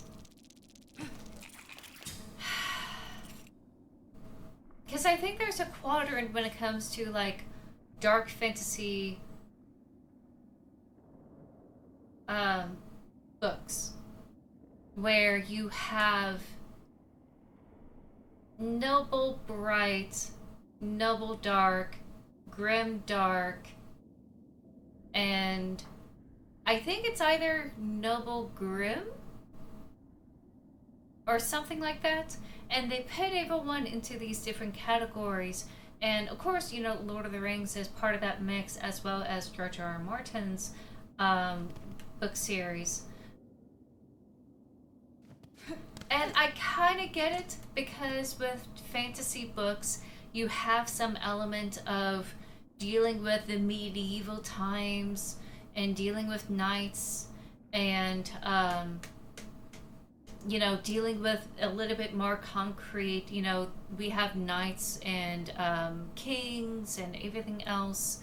And there's a level of, you know, morality that's at play, how oppressive the evil is. Malice rather than evil is pervasive.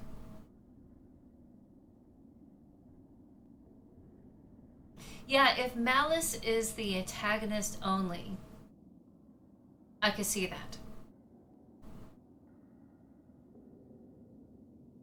Because that's probably the difference between you know, the Lord of the Rings and the Game of Thrones, where you have a malicious force that's only concentrated in the oppressive dark side, essentially.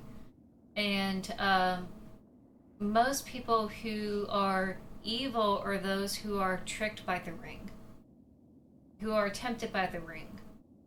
And it's just an oppressive force of, do we deal with the industry of war?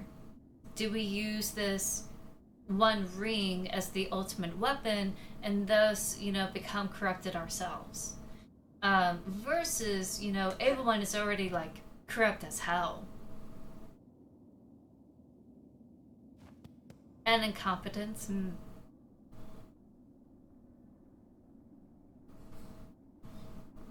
Yeah, it's very. I don't want to say it's realistic. I think it's more valuable because Tolkien's stories is very legendary base. Grimdark. Oh yeah. In my opinion, yes, I agree. That is a very grimdark kind of series, and Lord of the Rings is very bright noble or grim bright, where there is still some hopeism. I never like using those quadrants because it kind of leaves, you know, where does my books and everyone else's books that have some action adventure but that doesn't deal with medieval place? Because the whole noble part, you're dealing with, I guess, in the sense of, you know, chivalry, or the sense of like, we are knights, we have honor. Honor is probably different between books to books and culture, but there's like an honor system going on. And I feel like it would be better to simplify everything and just kind of have a morality scale of how pervasive, you know, the morals of society is.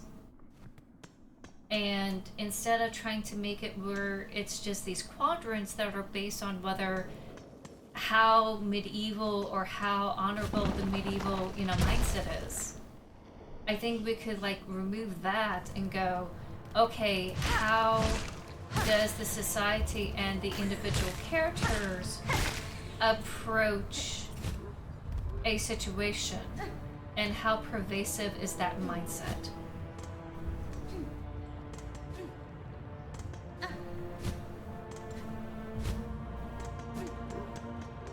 Is it more benevolent where, you know, at first they're cautious but they're willing to help once they know? Or is this, you scratch my back, I scratch yours, to like every man for themselves, you know? That type of thing. So I think there should be a scale. Is an epic fulfillment of prophecy, inevitability of victory, good over evil? Yeah, that's where the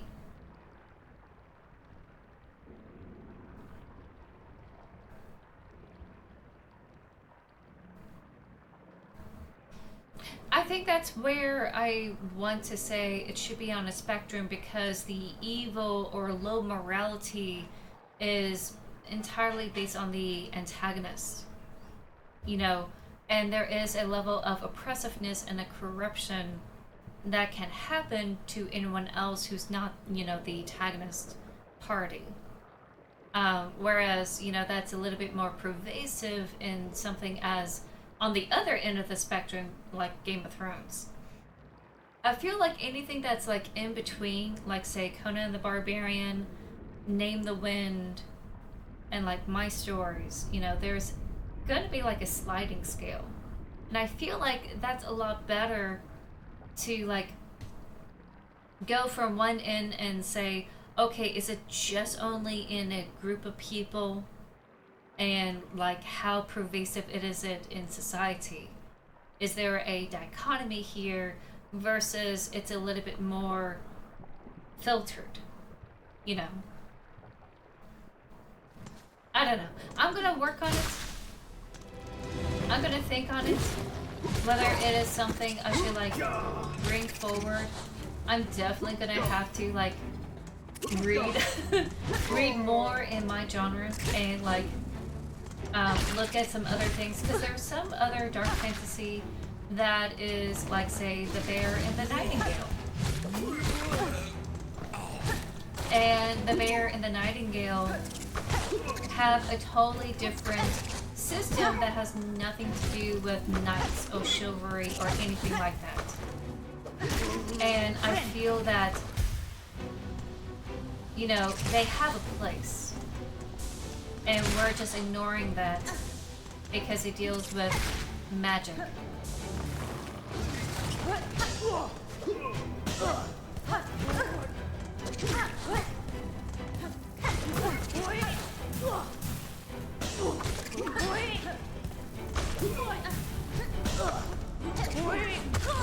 Oops.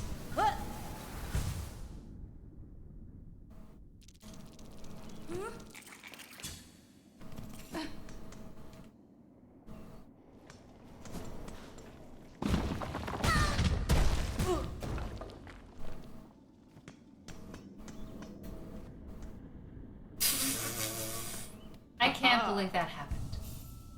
Wait, what time is it? Oh, it is past time for me to go. I don't know. I'm gonna like think on it. I'm really gonna think on it. I think that it is a core thing. I think horror also comes into play because there is a sense of like dread and fears and like the horrors of dealing something that is very creepy and scary. And I think that does have an element to it. And I think, you know, it should be explored, in my opinion. In dark fantasy, societies tend to be lawful. Even if people are malicious, there's still moral and social stigmas that get away with shit.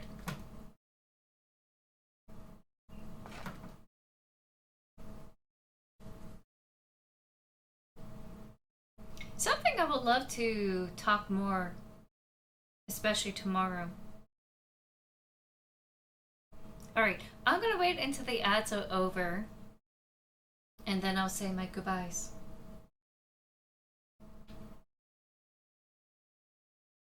I'm sorry, Amber, but I do have to go.